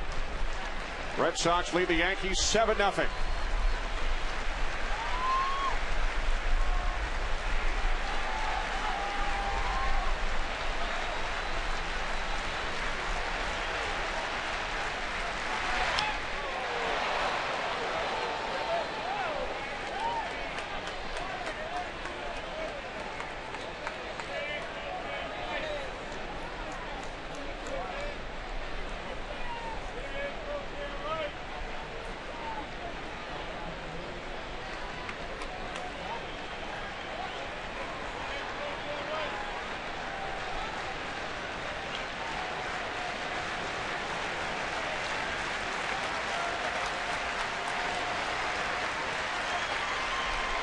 The 0-2 in the dirt. 1 ball, 2 strikes. Kazawa, 23 years of age, born in June of 1986. 11 days ago, against the Tigers, became the youngest Japanese-born pitcher to win his first major league start.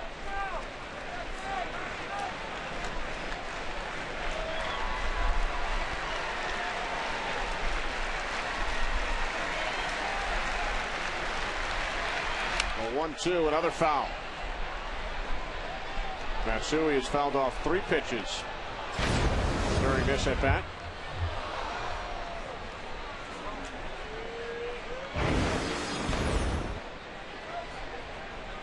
Tazawa retired the first 2 Yankees in this inning, Jeter and Swisher. In back-to-back singles, Teixeira and Rodriguez. There's Red Sox pitching coach John Farrell. John missed 2 of the 3 games in Toronto with a very serious family matter and appears to be all right now, as does his family.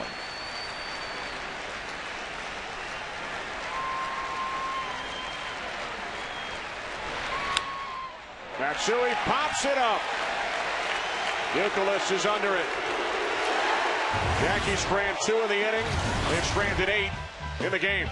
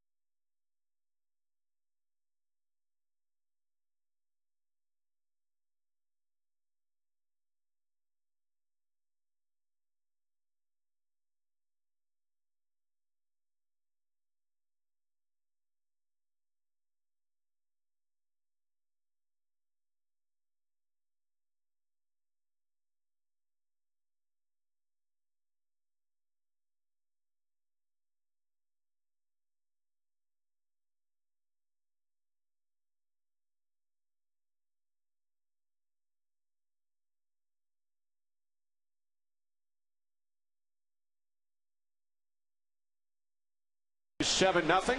Time now to bring the heat to him, presented by Taco Bell. Tozawa reaching 92 on the gun. Burnett as high as 97 early in the game. But Burnett running into trouble in the early innings. Red Sox scoring 7 runs on 6 hits. The first 2 innings, Burnett has settled down. He's retired 7 in a row. Retired the Red Sox in order in both the 3rd and the 4th. Tozawa, on the other hand, has been dazzling for the Red Sox. Shutting out the Yankees over the first 5 innings. After 5 Red Sox pitchers allowed 20 runs last night. 19 of the 20 were earned. Baseball is often a game of 2-out production. The Yankees today 0 for 5 with 2 outs and runners on base, and Boston 6 for 7 in similar situations.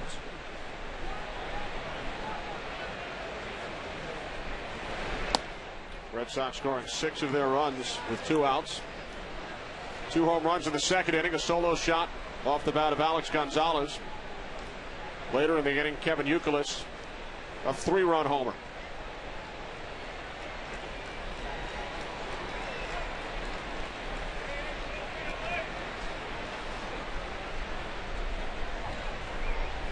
Burnett wanted a new set of signs from Posada.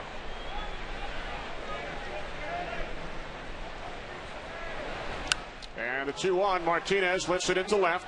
Hinske moving to his right. Makes the catch for out number 1. With a smile on his face. Well, exciting NFL preseason action continues Thursday on Fox as the Tampa Bay Buccaneers host the Miami Dolphins. Coverage begins at 8 Eastern, 5 Pacific in high definition, only on Fox. Double duty Radcliffe finally in the Hall of Fame, and we have our own version of double duty Radcliffe in the booth tonight. Kenny Albert did the NFL preseason game on Thursday night, flying to Boston yesterday, and here you are in the baseball booth. That takes talent, pal. Day in between, piece of cake. Oh, that's great. That's great. Nice going. Colts and the Eagles on Thursday.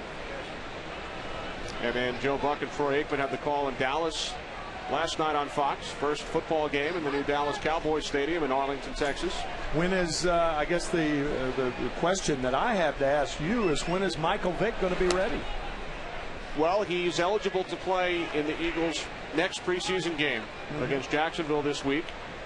And we spoke to Andy Reid on Wednesday, and Vick was not eligible to play Thursday in Indianapolis, but he's been practicing. And when I said to Andy Reid, so have you thought about some different ways that you're going to use Michael Vick? He pointed at his briefcase and said, I've got a whole binder full of ideas. Kind of like Kevin Youkilis of the Red Sox. And Victor Martinez. Yeah. Catches, plays first base. Multitaskers. Youkilis down on strikes. 6th strikeout for Burnett, who is now retired 9 in a row. Again, an idea of when that breaking ball is close to the plate from A.J. Burnett, he has major league hitters, good major league hitters, shaking their heads. Well, here's David Ortiz with 2 away. And, of course, Brett Favre made his Minnesota Vikings debut last night. Tom Brady is back here in New England, as the Patriots look to get back to the postseason with a healthy Tom Brady. David Ortiz, I've seen David at Lambeau Field. Spends some of the offseason in Wisconsin. David's wife's from Wisconsin, I believe, and a huge Packer fan. Wonder what he thinks about the move Brett Favre has made to Minnesota via New York.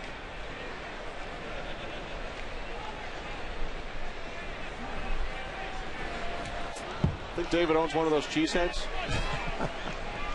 I don't know. I understand that Viking ticket sales were up dramatically the first day after Brett Favre was announced. No surprise. Yeah.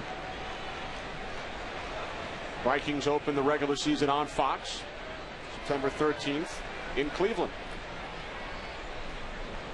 The 1-2 to Ortiz. And then against Green Bay on November 1st, I believe. How much fun is that going to be with Favre returning to Lambeau Field? That will be a Fox game on November 1st. Yep. They play earlier in the season in Minnesota, but Brett's return to Green Bay will be on Fox November 1st.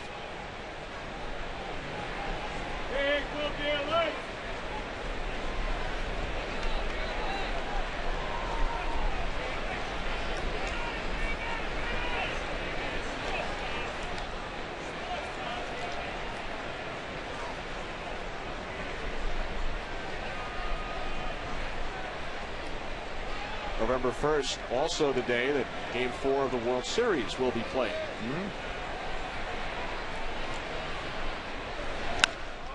Ortiz, deep left field, over the monster, home run number 20.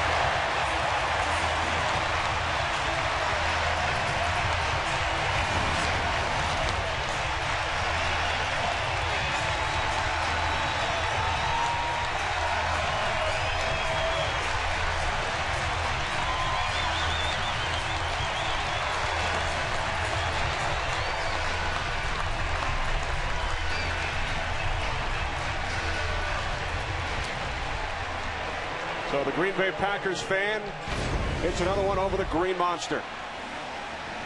Nothing cheesy about this shot, I'll tell you that. Just making it over the monster. I'll tell you, it was interesting to see Burnett's reaction after that. It's almost as though he were really second-guessing himself for throwing him a fastball, almost saying, why? I mean, that's what I read into that. Looked like you said why about 6 times. Yeah, why?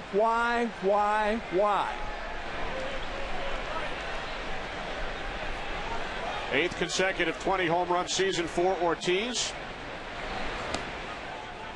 who is heating up his 5th home run the last 8 games. 1, 2, 3, 4. Why did I throw that? Why?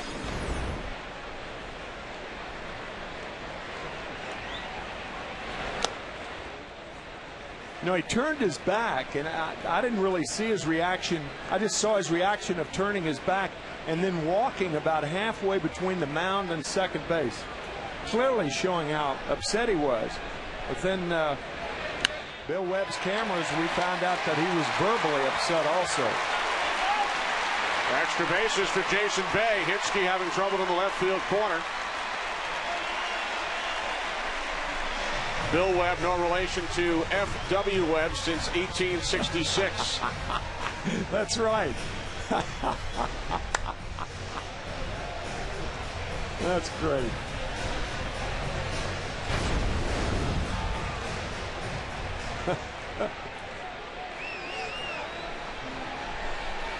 And now a visit to the mound from pitching coach Dave Island.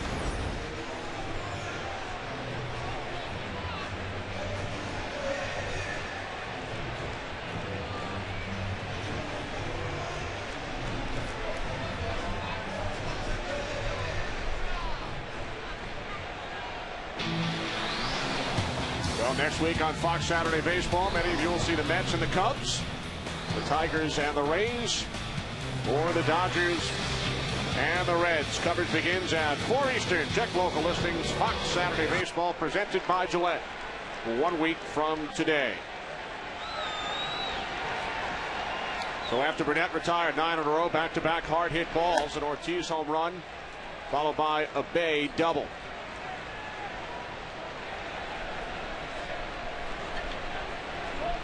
Eight runs on 8 hits for the Red Sox.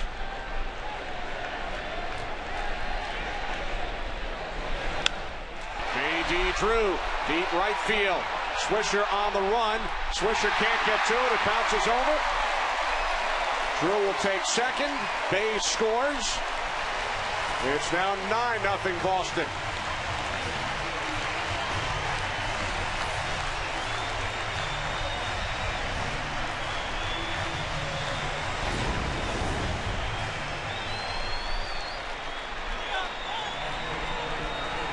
Rather trite to say, but it's very difficult to figure out this game.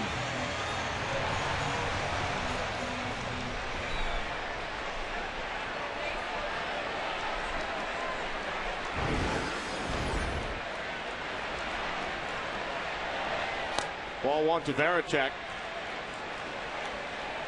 This is the first time, Tim, in A.J. Burnett's 11-year career he has allowed 9 runs in one game. He's allowed 8 6 times, including April 25th in this ballpark. 8 and 5 innings.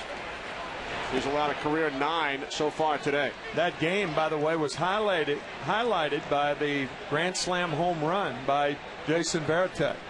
That put the Red Sox to within 1. They went ahead, as we said earlier, to win that game 16-11. Burnett actually left that game with the score tied at 8. Different story today. Jeter across to Teixeira. But the Red Sox add to their lead. A career high 9 runs allowed so far today in 5 innings by A.J. Burnett.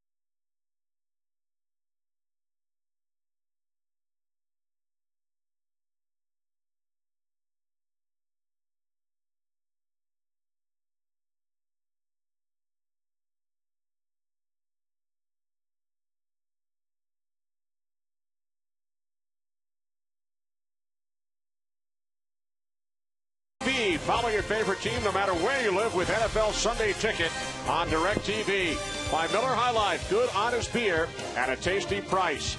And by Cadouette. 6th inning here in Boston. Red Sox have opened up a 9-0 lead for Junichi Tozawa, the 23-year-old right-hander.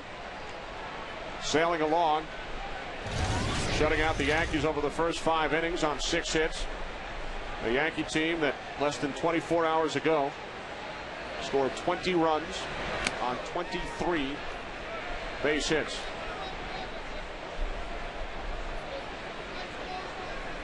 Daniel Bard up and throwing in the Red Sox pen.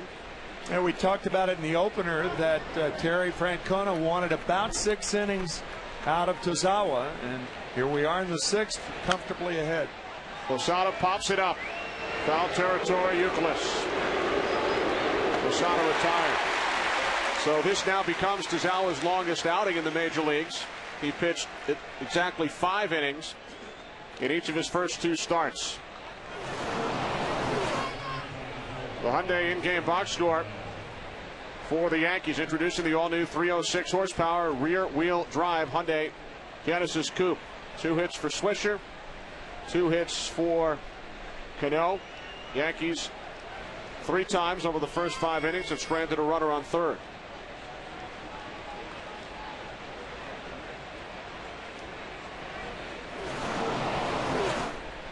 So with 1 away, here's Cano, who has 2 of the Yankee hits today, and now has a third. Robinson Cano is 3 for 3. Came into the game 10th in the American League with a batting average of .311.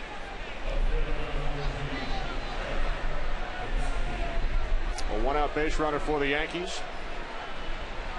Now Eric Hinsky. The 2 things that good hitters talk about when they talk about good hitters is waiting and having quick hands. And when you look at Robinson Cano, those are the 2 things that strike you the most. He waits, and he has lightning fast hands.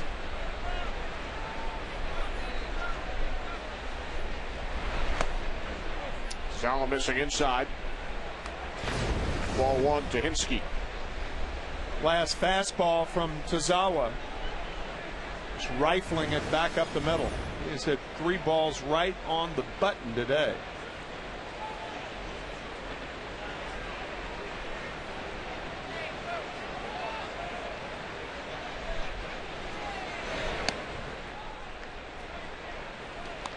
The longer you wait to see the ball, the more chances you have to determining what that pitch is. The hitters referred to it as seeing the ball deep or deeply. Joe Girardi preferring last night's numbers. Yeah, right. Can't blame him.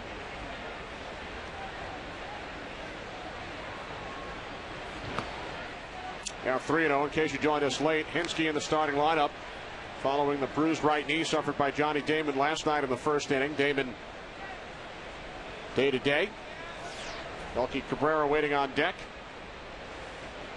with Robinson Cano on at first base and Hinsky awaiting the 3-0. Called strike. Now 3-1.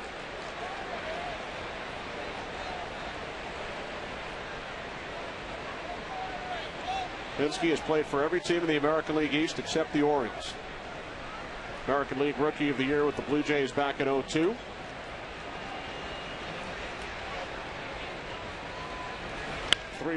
Hard hit foul back behind first. Speaking of Johnny Damon, Tim, our Gillette trivia question. Johnny has hit 6 home runs against his former club, the Boston Red Sox, this season. Who was the last Yankee to hit more than 6 against the Red Sox in one season? Yankees leading the majors with 185 home runs. They have 5 players with at least 20. 8 players with at least 15 home runs. Johnny Damon with 22. 21 for Matsui. 21 for Rodriguez. 20 for Swisher. Mark Teixeira is second in the entire league with 31.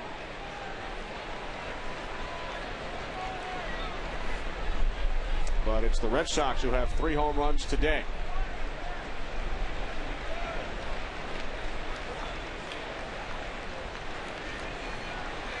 Payoff pitch to Hinsky, another foul.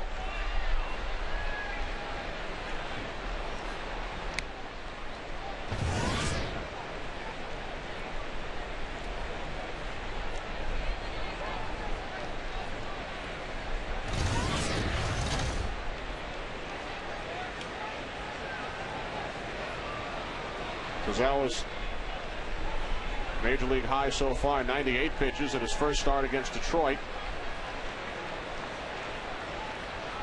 This is pitch number 96 in today's game, and a base hit for Eric Hinsky.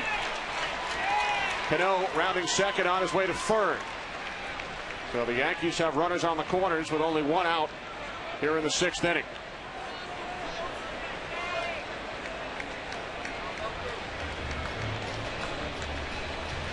Pitching coach John Farrell out for a visit with Tozawa.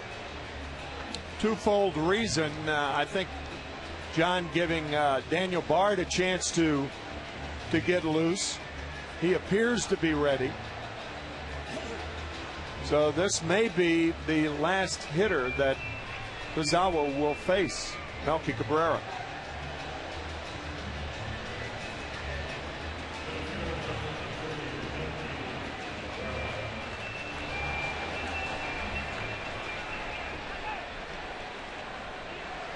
So for the fourth time today, Yankees have a runner on third. Cano on third, Hinske over at first. Melky Cabrera 0 for 2. Yankees have had 11 base runners today. Still looking for their first run.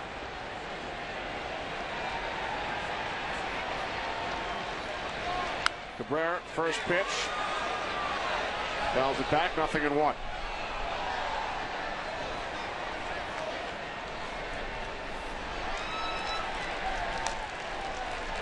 Cano on at third. He's 3 for 3.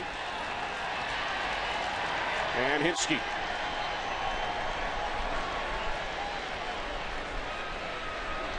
Third major league start for Ozawa. Bard looks ready.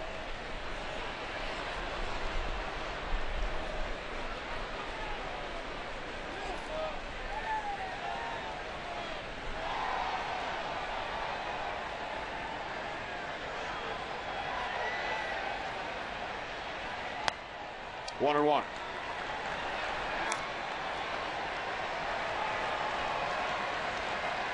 Cabrera had 4 of the Yankees' 23 hits last night. He drove in 2 runs.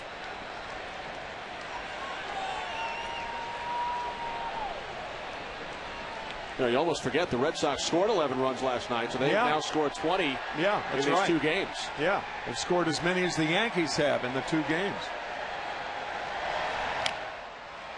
On the ground to the right side, Pedroia to Gonzalez, over to first, double play. Red Sox turn the 4-6-3. Middle of the 6th, still 9-0 Boston.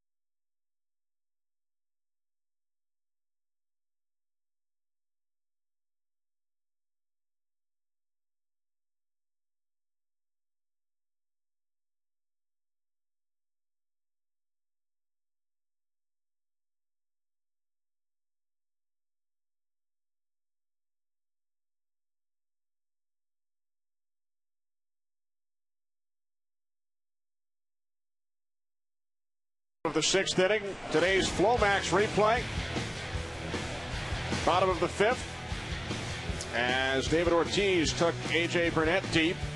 The reaction from the Yankee starter.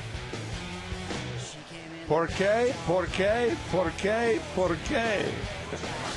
Looked like you said, why would you throw that? Yep. So Burnett is finished after allowing a career-high 9 runs in 5 innings, replaced by 27-year-old right-hander Alfredo Aceves, who leads the major leagues with 8 wins as a reliever. Record of 8-1. Our Zantac relief pitcher profile. Heartburn attacking. Zantac.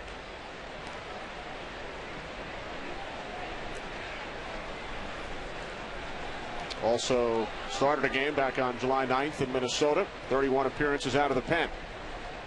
Facing Alex Gonzalez. Gonzalez pops it into left. Hinsky, 1 away. Great to see Jerry Remy back in the broadcast booth last night. The former All-Star second baseman with the Boston Red Sox, their longtime color analyst over the last 2 decades. He took a leave of absence back in May to fully recover from effects of cancer surgery and a bout with depression. Member of the Red Sox Hall of Fame and the president of Red Sox Nation. The Rim Dog is back, and it is so happy to see him where he belongs. Jerry was not very happy with the outcome of last night's game. Well, no. But if you're watching at home today, Jerry, welcome back. Great to see you back in the booth. Jerry, a colleague of ours through the years at Fox Sports as well. Cano to first to retire Jacoby Ellsbury. We mentioned Jerry Remy, the president of Red Sox Nation. A group of 100 members of Red Sox Nation, the New York chapter, are in attendance. Believe it or not, there are at least 100 Red Sox fans in New York, and they are here today, including a former Red Sox pitcher, Jerry Casale, who allowed Carl Yastrzemski's first career home run while pitching for the Angels back in '61. Jerry Casale is in the ballpark today with the New York chapter of Red Sox Nation on Carl Yastrzemski's 70th birthday. How about that?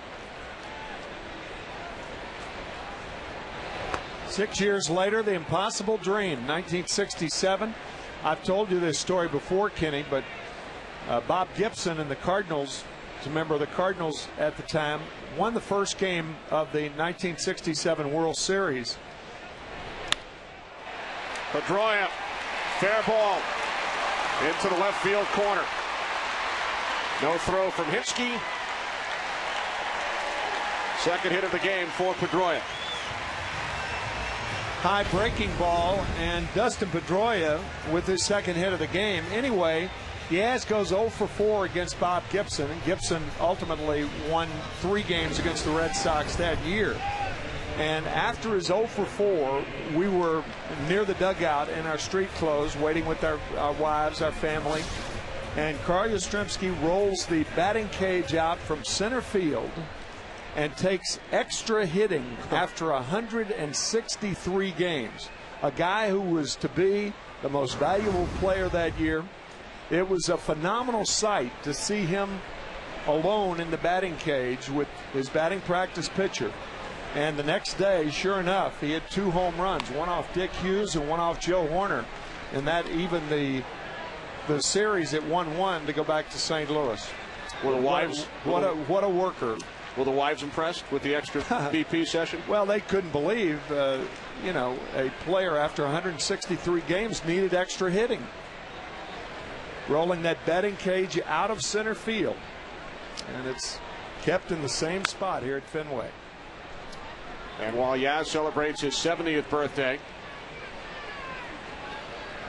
Dustin Pedroia, as we check out the location of the batting cage, back behind the Stop and Shop sign. Dustin Pedroia, the runner on second.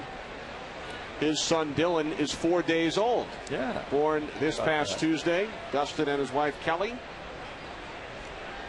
Dustin raced home from Toronto, missed a couple of games. Dylan weighed in at exactly 7 pounds. So congratulations to the Pedroia family on the arrival of young Dylan.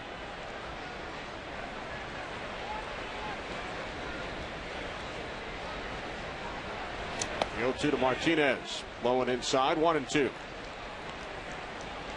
It's that song from Fiddler on the Roof. Sunrise, sunset, swiftly through the days. One season following another. In this ballpark since 1912. One season following another.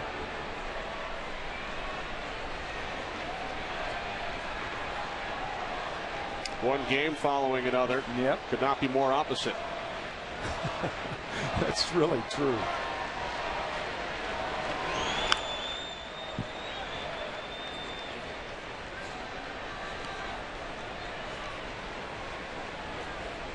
Gary Remy back in the Red Sox broadcast booth last night, and we welcome back Bobby Tomaselli, one of our cameramen who was injured earlier this season. Welcome back, Bobby.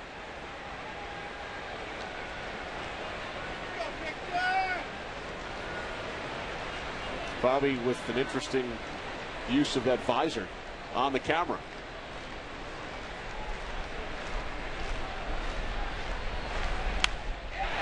Off the fists into center field. Pedroia around third. The throw from Cabrera is off the mark. Pedroia scores. The Red Sox lead 10-0. 83rd run batted in for Victor Martinez. And the 9th two-out run scored by the Red Sox today. If you look at the numbers for Victor Martinez this year, when he plays first or as a designated hitter, his numbers are so much better. And today, of course, playing at first base, third time he's been on, scored a couple of runs, second hit. We mentioned Terry Francona last night saying that the Yankees squared up on a few balls last night. Well, the Red Sox are doing that today. So the Red Sox have now outscored the Yankees in the series. Kevin Youkilis at the plate. 3-run homer back in the second inning.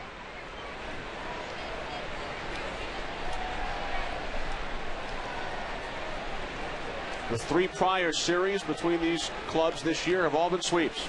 Red Sox swept 2 4-game series. Yankees swept a 4-game series. Does not look like we are headed that way this time. No.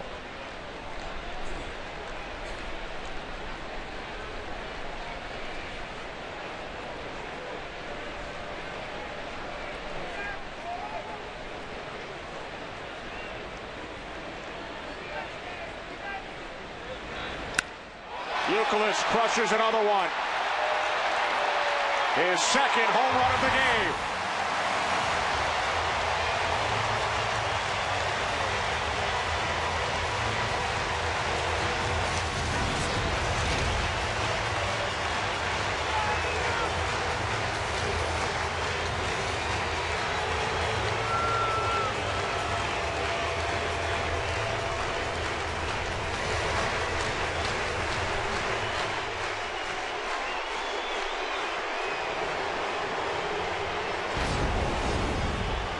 I remember Terry Francona's comment a couple of years ago about Kevin Youkilis. Said we are slowly watching a good young hitter become a mature good hitter. And that's exactly what Youkilis has done. He has matured. One of the toughest outs in the major leagues. You can see Aceves knew it was gone immediately. Not asking why. No. At least outwardly. That's right. 4th home run of the game for the Red Sox. 3rd 2-home run game of the year for Youkilis. 8th of his career. He's driven in 5 of the 12 Red Sox runs. 11 of the 12 runs, Tim, have scored with 2 outs.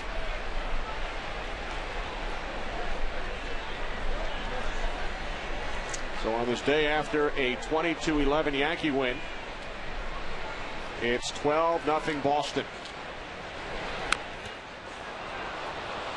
Ortiz hobbling. Posada shaken up as well. Yeah, well, David Ortiz hits one off his front ankle and then on his backswing comes around and hits the top of the helmet of Posada. It is odd that you see both the hitter and the catcher injured on the same play, but Ortiz is limping. Steve Donahue out to check Jorge Posada. Both trainers have come out, as well as both managers, within about 20 feet of one another. So after the foul ball off the right ankle of David Ortiz, the backswing hitting Posada on the top of the helmet, right on the top of the mask. Ortiz is down in pain, and Posada is standing up, and it appears he's in pain.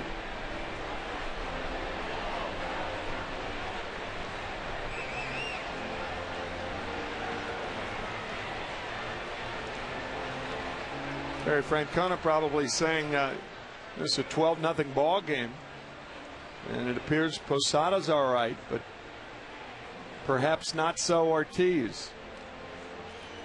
Let's listen to it.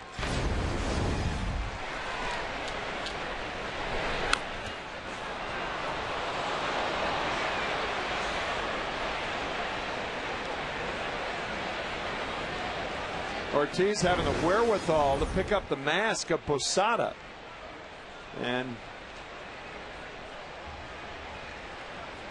one of those odd plays right there.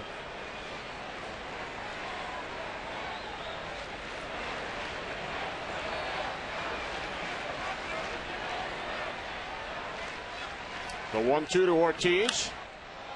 Pop foul. So David Ortiz stays alive against Alfredo Aceves. Know why Aceves wears number 91? Nope. Big fan of Dennis Rodman. And that is why he wears his number.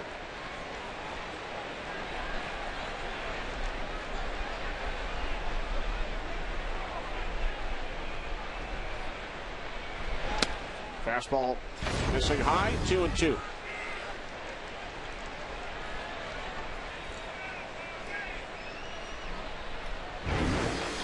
He's asking Posada if he is okay.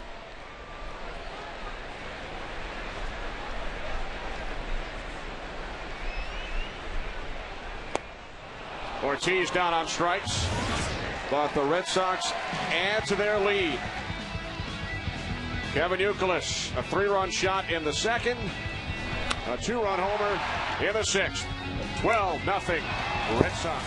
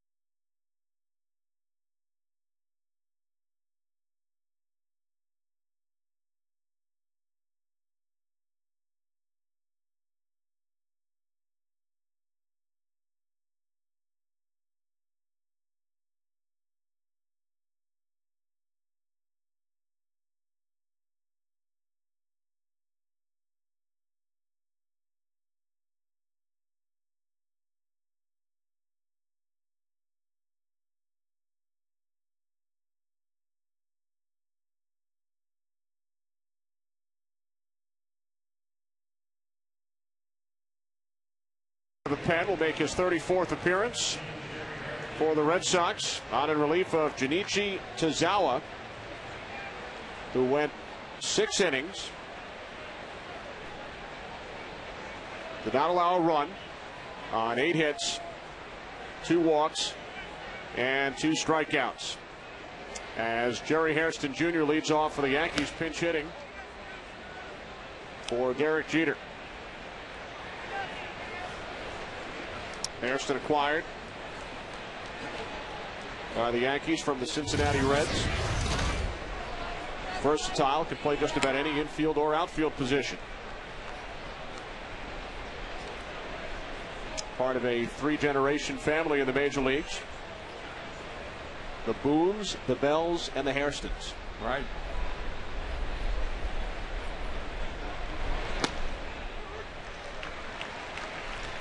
Daniel Bard, on the other hand, first-generation Red Sox right-hander, and what a talent. Often will reach 100 miles an hour. Good breaking ball. He is a star waiting to happen. 98-mile-per-hour fastball, missing high and tight, 3-1. Remember, Terry Francona told us this morning Tozawa would have been the star of spring training if not for Bard. Right.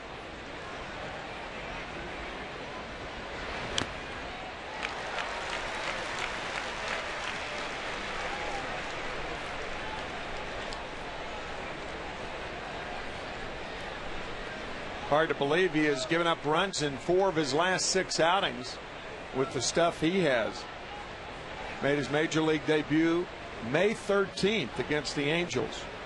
Worked a couple of innings. He is impressive. He strikes out Hairston for out number 1.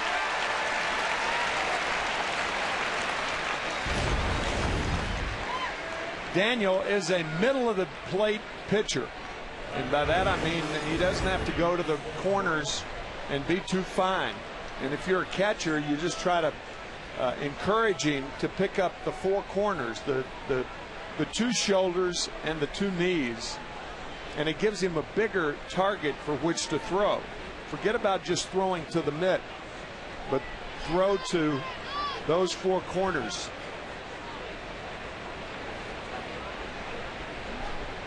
Pitching to Nick Swisher, who has 2 hits today. Swisher 2 for 3. 6 strong innings from Tozawa on the day after Brad Penny allowed 8 runs in 4 innings. Red Sox will get Tim Wakefield back. He will start on Wednesday. 99 pitches for Tozawa. John Smoltz, who was designated for assignment, subsequently released by the Red Sox, scheduled to start for the St. Louis Cardinals tomorrow in San Diego.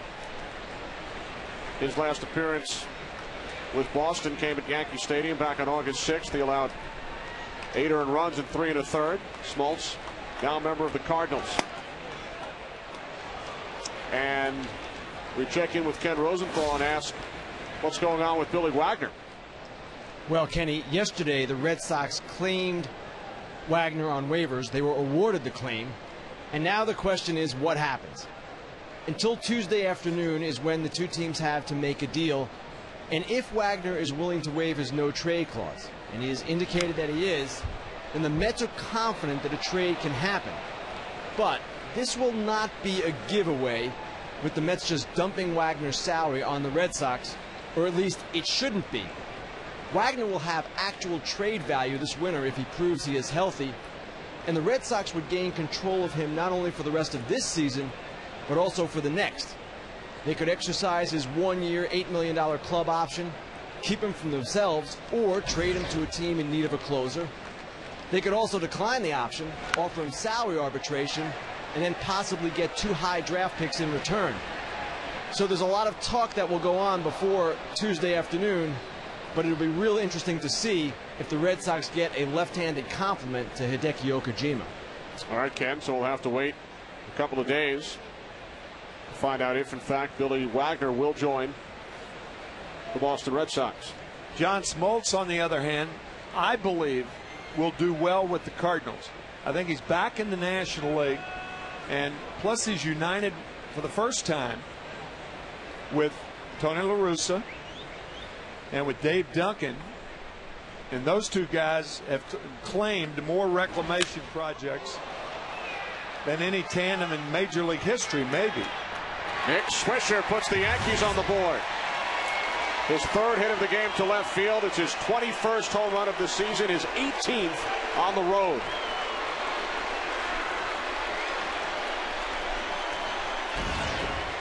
That is the fourth ball that Swisher has hit to left field today. A double, a single, and now a home run. Fastball out over the plate, and Swisher puts the Yankees on the board.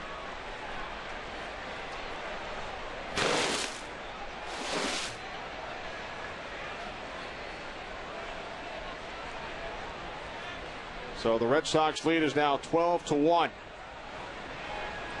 Here's Teixeira. You mentioned Dave Duncan, the terrific pitching coach in St. Louis. His son Chris was just released by the Red Sox organization. Right. They had acquired Chris Duncan from the Cardinals for Julio Lugo.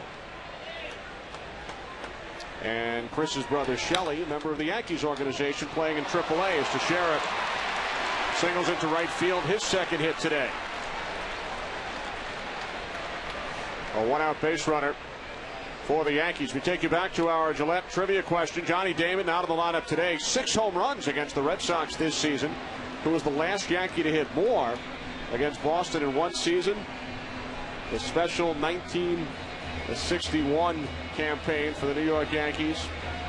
Both Mickey Mantle and Roger Maris hit 7 against the Red Sox that season. That was the last time that the New York Yankees led the major leagues in home runs, 1961.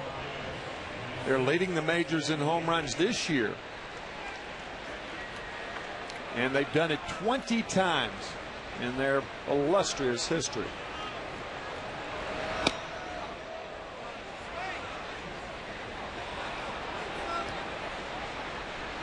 Jose Molina pinch hitting for Alex Rodriguez.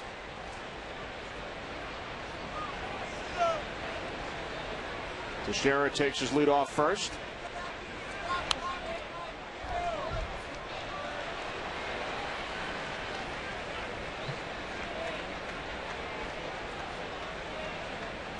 Molina pinch hitting for the first time this season. Batting .244 in 29 games.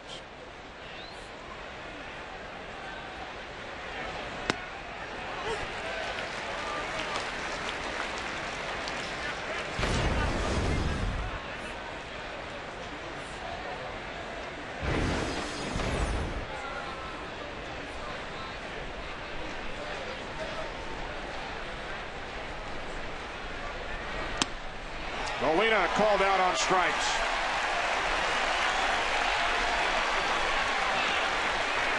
Second strikeout for Daniel Bard.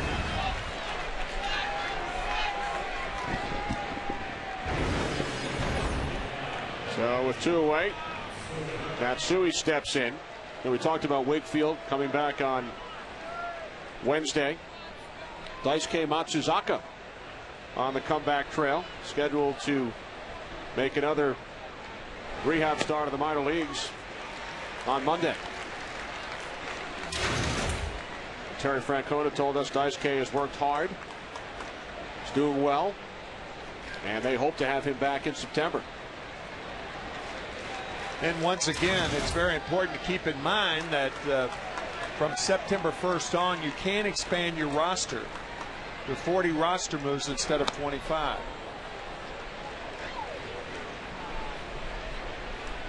Although it feels like the Red Sox have been playing with an expanded roster. They've used 48 different players already this season. Said 40 roster moves. 40 roster spots would be more appropriately said.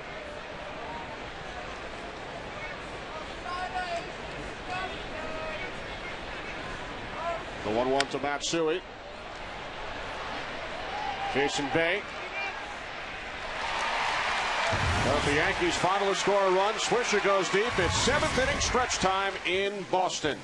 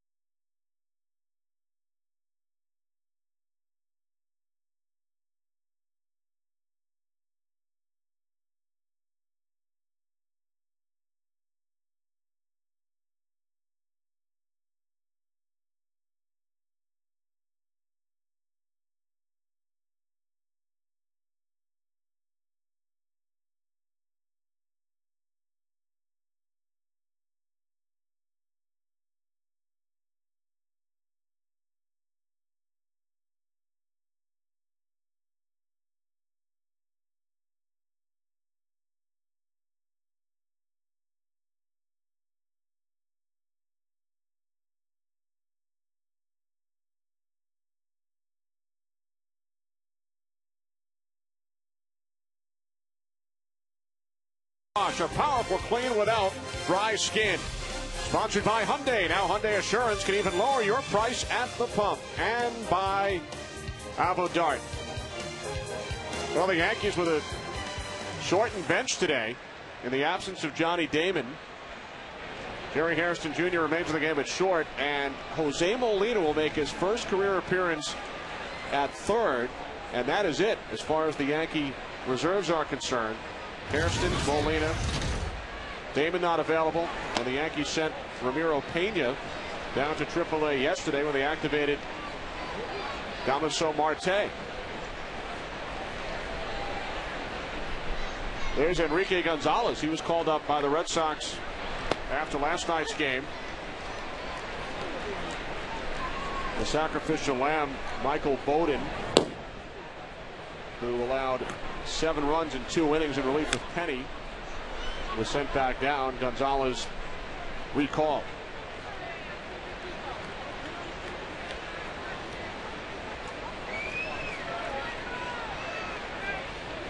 So now that we have all of the administrative stuff out of the way, bottom of the 7th inning. Jason Bay with 2 hits today, drove in a run back in the first. He's also scored a run.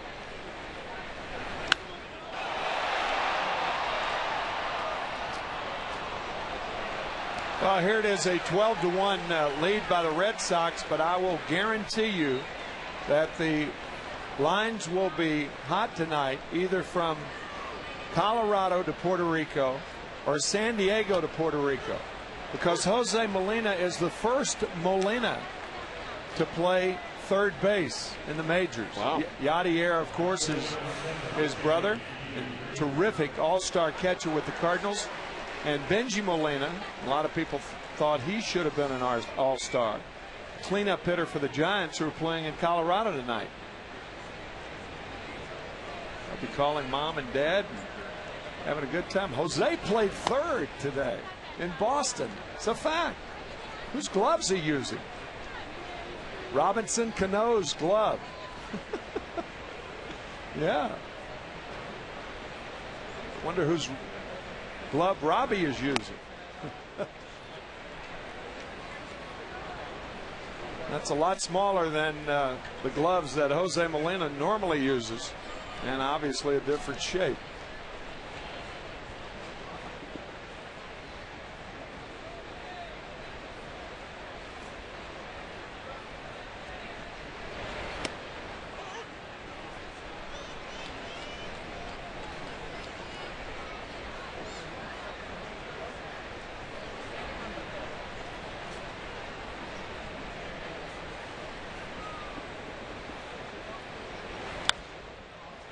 Drew pops it up.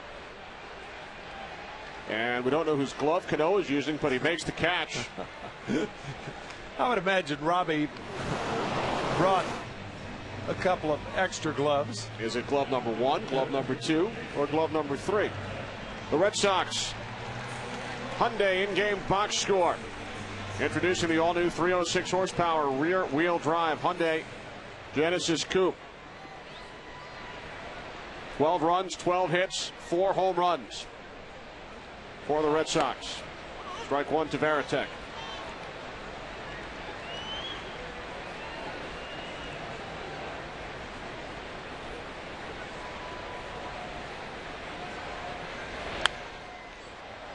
You know, one of the worst things, if you're a catcher, there is Robinson Cano's glove, obviously the same model.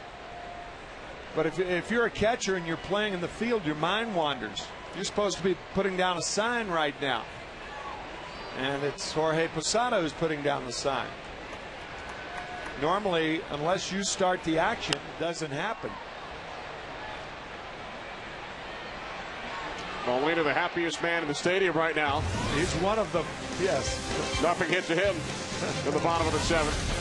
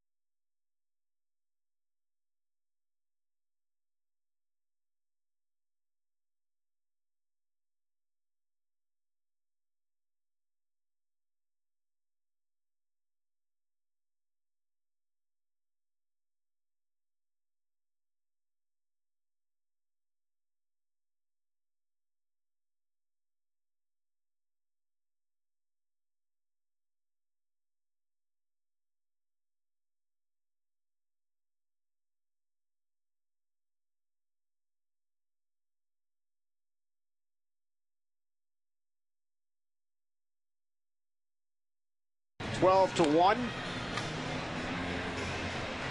Third pitcher of the game for the Red Sox is right-hander Enrique Gonzalez. Called up earlier today. Pitched in one game for the Red Sox earlier this season. It was at Yankee Stadium back on August 8th. Hitting in 2/3 of relief, allowed 2 runs on 3 hits.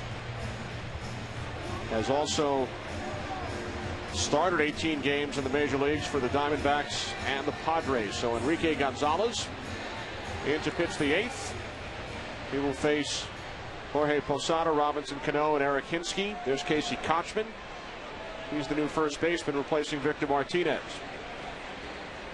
Came over from the Braves at the deadline in the trade for Adam LaRoche.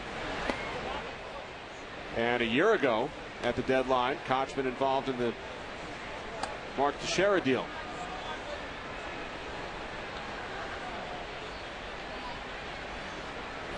So here's Posada, who has walked twice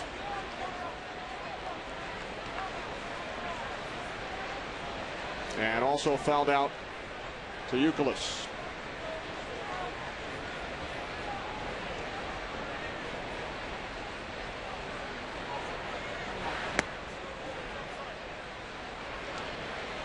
Last night's game started at 7:10, so it's about that right now, Eastern time. So in the last 24 hours, these two teams, like two big heavyweights, as David Robertson, the right-hander, warming for the Yankees, they have staggered each other with some punching, some major punching, and some earned run averages have gone up over the last day.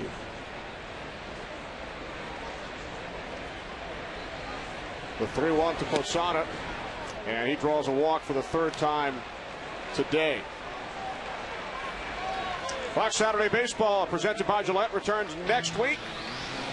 Some of you will see the Mets and the Cubs, the Rays and the Tigers, or the Dodgers and the Reds. It all gets underway at 4 Eastern. Check local listings. Well, a punch and a counter punch. Yeah. This weekend here at Fenway as the Red Sox look to maintain their lead in the wild card and gain ground on the Yankees. Rays and Rangers will get underway shortly. Here's Cano, and he drives one to deep right field. Drew, moving to his right, makes the catch for out number 1. Now you look at the Red Sox and the lack of success they've had against those two clubs this year. The Red Sox are just 4-8 against Tampa Bay, 2-7 against Texas. So they have struggled with both the Rays and the Rangers. Red Sox have struggled with the Rays the last 3 years, particularly in St. Petersburg. A rivalry Eric Hinsky has been a part of on both sides. Yeah. Series finale tomorrow. The two 14-game winners in the American League, CC Sabathia for the Yankees and Josh Beckett for the Red Sox. They lead the American League in wins. Adam Wainwright and Jason Marquis with 14 wins in the National League.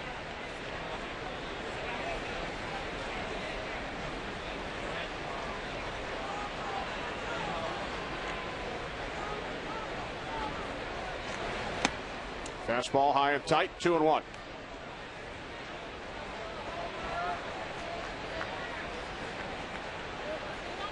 Enrique Gonzalez, the third Red Sox pitcher. The starter, Kenichi Tozawa, terrific.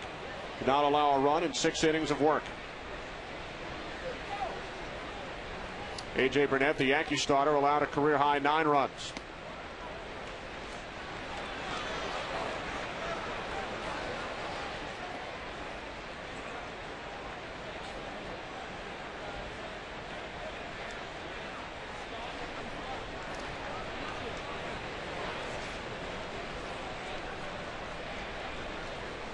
The 3-1. Hinsky, right field. Again, it's Drew. 2 away. Time now for a DirecTV game break. Cubs and Dodgers in Los Angeles. Bottom of the second, 1 out. Ted Lilly, the former Yankee, delivers. Matt Kemp, number 18 on the season, to left field, giving the Dodgers a 1-0 lead. We move to the bottom of the third. Brad Ausmus at the plate. Fly ball to left. And he is robbed by Sam Fowle, who hits his face up against the fence. Dodgers win the game 2-0. Whoa, what a play that was. Wow.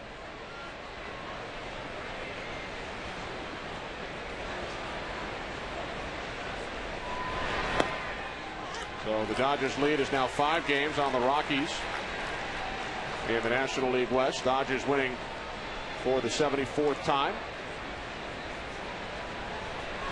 Only the Yankees have more wins than both the Dodgers and the Los Angeles Angels.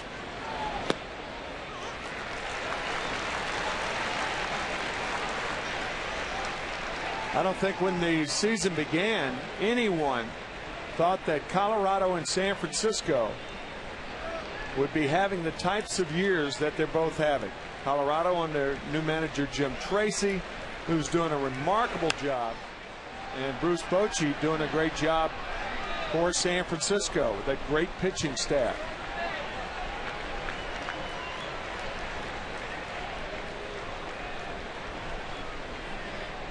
Giants just a game out of the National League wild card race.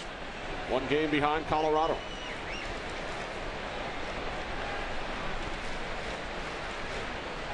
The 0-2 to Cabrera. He held up. 1-2.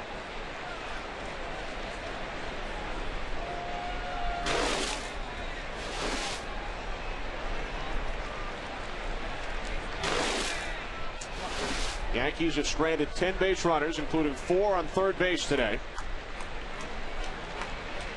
Posada on at first, the 1-2. 2 balls, 2 strikes. Yankees' only run coming on a Nick Swisher solo home run in the 7th. Swisher with 3 hits. Robinson Cano with 3 base hits.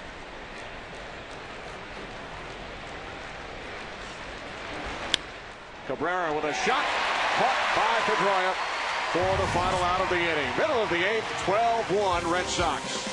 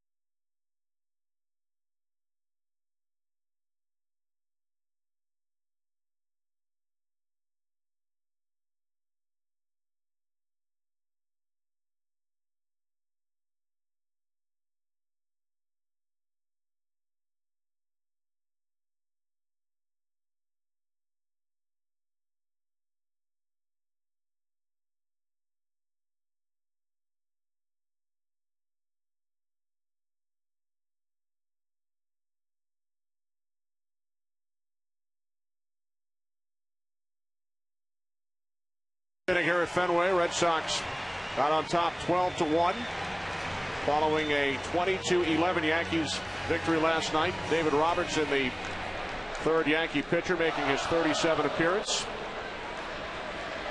A.J. Burnett allowed a career-high 9 runs in 5 innings. Alfredo Aceves allowed 3 runs in 2 innings of work out of the pen. And now Robertson delivers to Alex Gonzalez, who hit a solo home run back in the 2nd inning. Of course, his most memorable home run against the Yankees came in walk-off fashion in Game 4 of the 2003 World Series. In Florida. Hit in the bottom of the 12th inning. Off Jeff Weaver. Jeff Weaver, right. Marlins tied the series at 2 thanks to that Gonzalez home run, and went on to win the World Series in 6 games. The starting pitchers, Tim, in that Game 4, Roger Clemens for the Yankees. Carl Pavano allowed only 1 run in 8 innings for the Marlins. I think that was The standing ovation that the Florida Marlins fans gave Roger Clemens, thinking that he was going to retire because that was his first retirement announcement.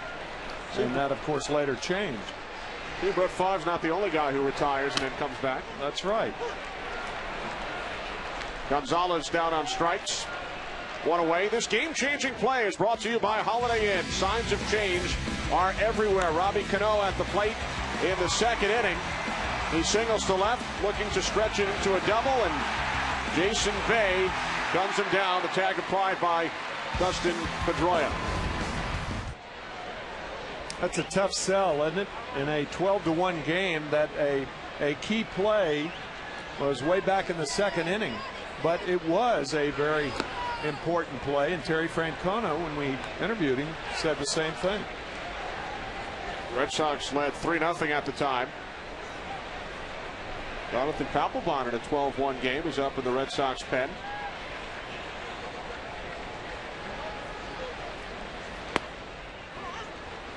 Red Sox would then score 4 in the second inning. 2 in the fifth, 3 in the sixth.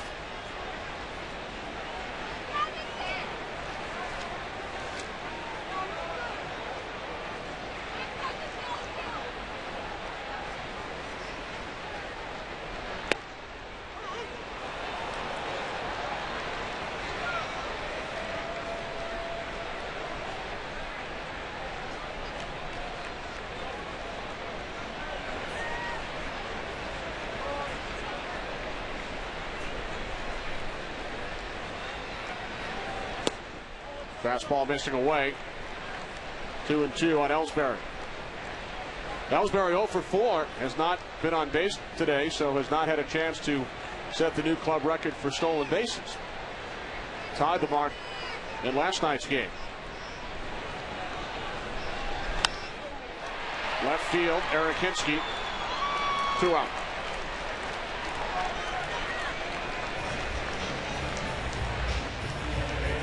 Red Sox with 8 extra base hits today.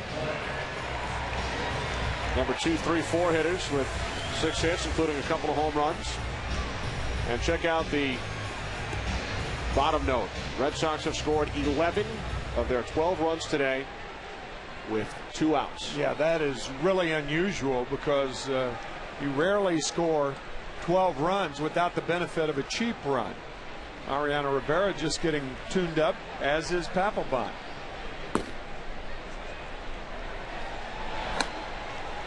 Ball 1 to Pedroia.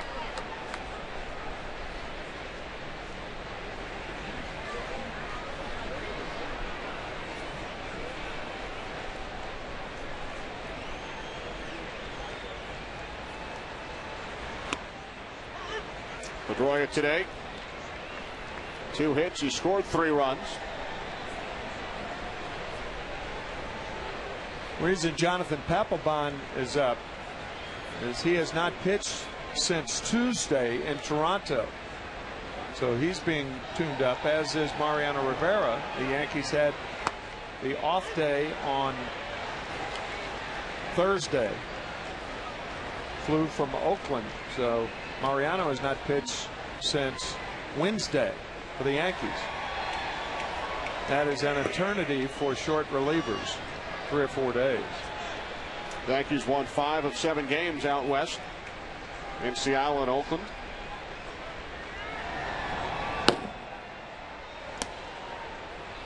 They took 3 of 4 from the Mariners, 2 of 3 from the A's. Yankees have won 14 of their last 16 series.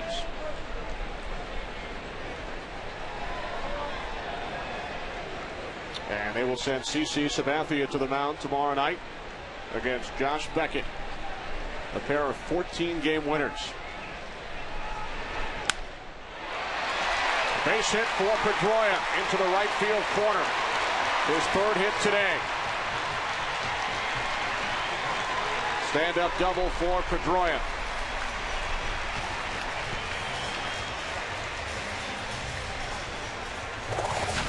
Well, Pepsi, the official soft drink of Major League Baseball, congratulates Kevin Youkilis, our MLB clutch performer of the game, presented by Pepsi. Youkilis with a couple of home runs, a 3-run shot in the second, 2-run shot in the 6th. He's driven in 5 runs, has 71 RBIs for the season. Learn more about the MLB Clutch Performer of the Month award at PepsiClutch.com. Casey Kochman batting for the first time. Involved, as we mentioned, in the deal for Adam LaRoche. And last July 29th, Kochman went from the Angels to the Braves in exchange for Mark Teixeira. Yeah, you think about how odd that trade was, coming from Atlanta for Adam LaRoche, as you said. And I mean, he went from a regular first baseman to a guy who plays late inning defense. Now, obviously, the Red Sox a contender, the Braves not as much so. But Casey Kochman sacrificed a lot by coming to the Boston Red Sox. Now, that will probably be solved, his problem with the Red Sox this winter, one would think. I don't think Casey's going to stay with them. He drives in a run here in the 8th. Pedroia scores. A 2-base hit for Kochman. 13-1 Red Sox. But the point is, Casey Kochman's an everyday player, but not with the Red Sox, as he doubles to drive in Pedroia. I was in Atlanta, Tim, last Saturday, and LaRoche has really helped the Braves. Yes. It's his second time around in Atlanta, and he's had some big hits for the Braves over the last couple of weeks. 2 home runs. Yeah. He was only in Boston for 9 days, acquired by the Red Sox July 22nd, and then on the 31st, dealt for Kochman.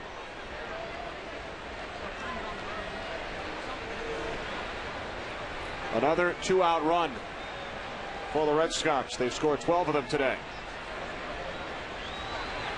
Youkilis, 0-1. I don't think, in my experience, I've seen a team in a long, long time score 13 runs in a game with 12 2-out RBIs. I mean, this has been an errorless ball game. But it doesn't seem like it.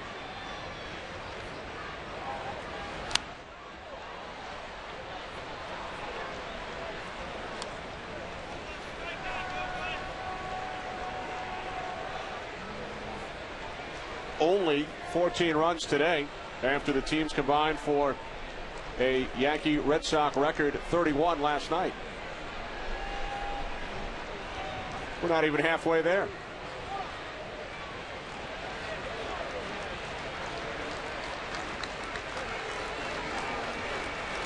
The 0-2 to Youkilis, low and away.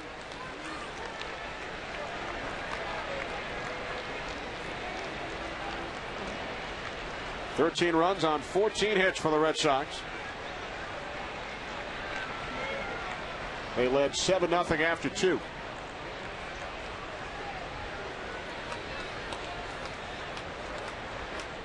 Four home runs, including 3 off the starter A.J. Burnett.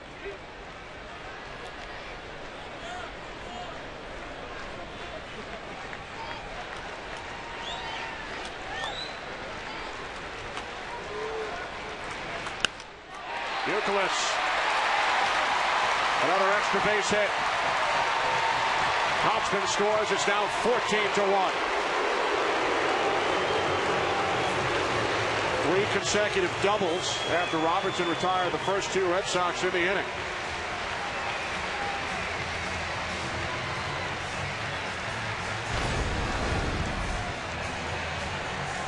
No, backup slider to Kevin Youkilis.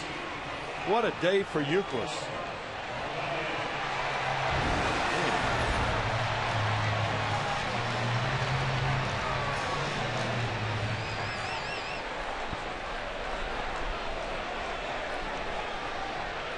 Rocco Baldelli pinch hitting for David Ortiz. Just back from his rehab stint with Pawtucket. The Rhode Island native. Former Tampa Bay Ray, batting .265 this season, 5 for 10 as a pinch hitter.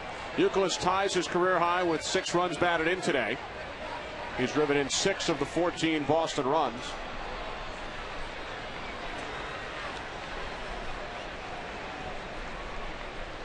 And our statistician Marty Aronoff letting us know, Tim, that the Red Sox with their 13 2-out runs, that ties a major league high this season. The Phillies, back on July 25th against the Cardinals, scored 13 of their 14 runs with 2 out. All right.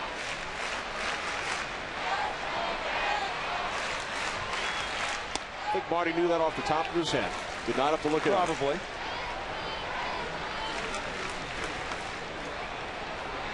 Red Sox have scored 2 here in the 8th.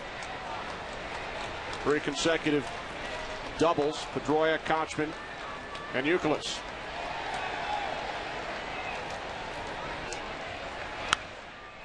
Baldelli pops it up. Hairston. We head to the 9th. All Red Sox, they lead the Yankees 14-1.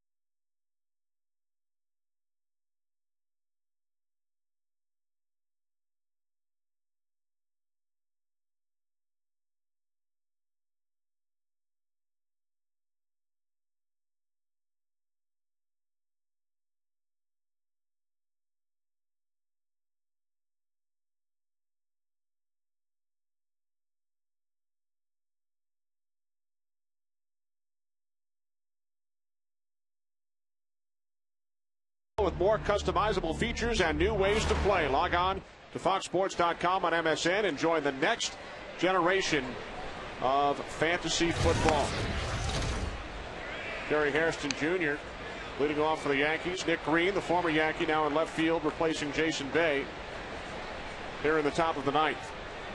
Hairston struck out his first time up back in the 7th inning, facing Enrique Gonzalez, and Hairston with a drive off the monster and left. On his way to second, and then has other ideas, heads back. A single off the monster for Gary Hairston Jr.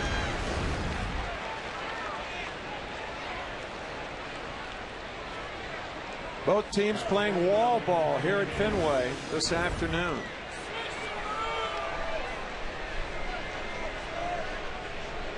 Here's Nick Swisher, who hit a solo home run in the 7th, accounting for the only Yankee run. How about this, Tim? The leadoff spot, either Jeter or Hairston has led off 5 times today. And Jorge Posada has led off an inning 3 times. How odd is that for a leadoff hitter to lead off an inning 5 times?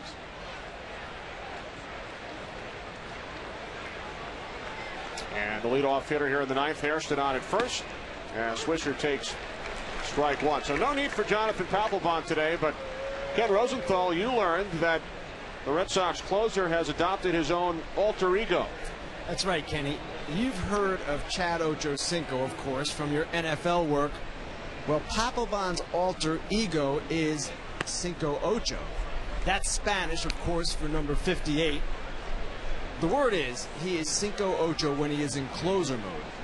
Now, according to one of his teammates who requested anonymity, he calls himself that all the time. I asked Terry Francona about it, and he said, on the mound, he's Cinco Ocho. I don't talk to Cinco Ocho, and I barely talk to Pap. Which leads to the question, does Cinco Ocho kick extra points as well as Ocho Cinco, who kicked an extra point against the Patriots in a preseason game on Thursday night?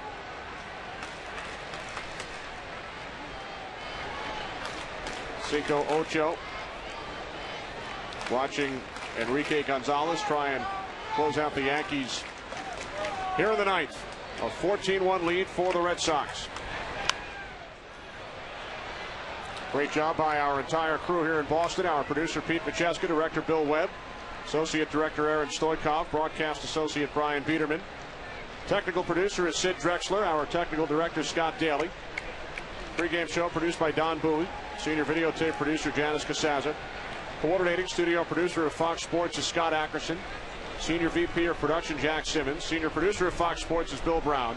And the executive producers David Hill and Ed Gorin. Ochocinco dances after every reception, right? And Cinco Ocho dances after winning a World Series, as Jonathan Papelbon has done twice. He can dance. Yes, he can.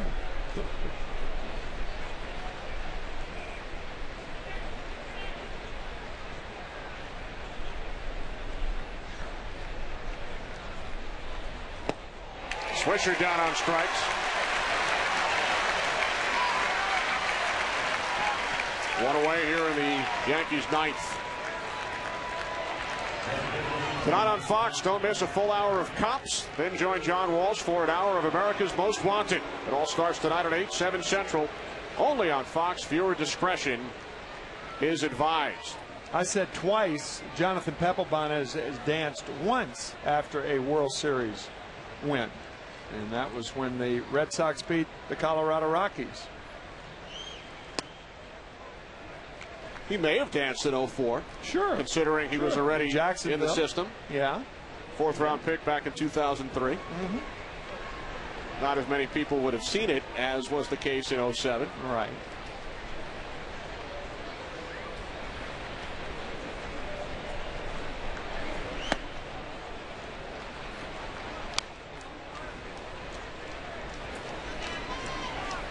Mark Teixeira, 2 hits today. Hairston on at first with 1 out. Top of the ninth inning. 14-1 Red Sox.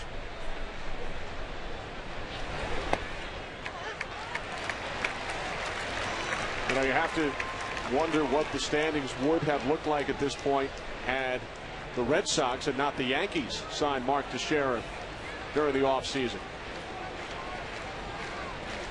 That's certainly a valid question. And the Red Sox had first dibs.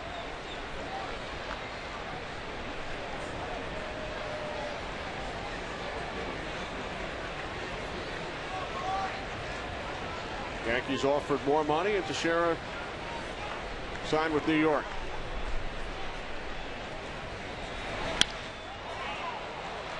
Right center. A diving catch is made by the center fielder, Jacoby Ellsbury, to rob Mark Teixeira of a base hit. This is a terrific play by Ellsbury, and in a 14-1 game, you know, you have to wonder whether that's wise or not, but Ellsbury, one of those all-out players, doesn't matter the score. That is a terrific play, particularly for a left-handed throwing center fielder, because he's got to go cross his body to make the play. Really well done. So with 2 outs, here's Jose Molina as he fouls it back into the Yankees radio booth. John Sterling ducks out of the way. Right over John Sterling's head. Get down, John.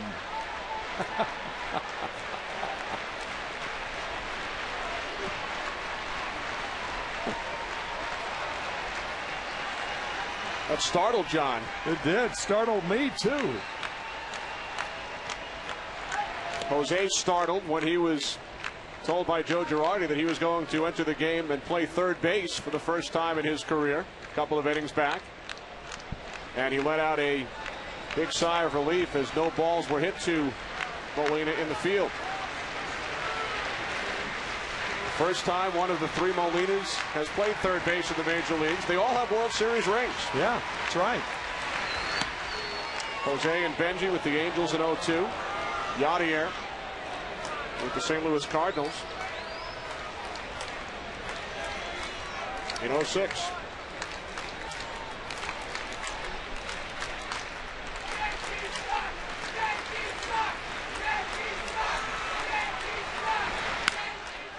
Molina with a base hit into left field.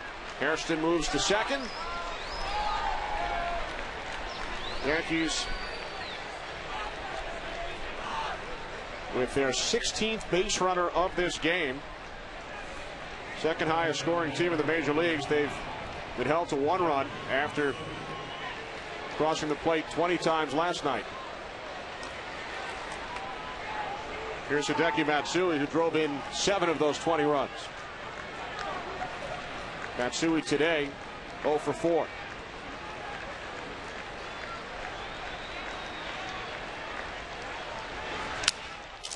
On the ground to the right side, and that will do it. The Red Sox gain a game on the Yankees in the American League East. They are now 6.5 out. They scored 7 runs the first 2 innings. 6 terrific innings from Junichi Tozawa, his second major league win. 14-1 Boston. Will return to Fenway for more post-game coverage right after these messages.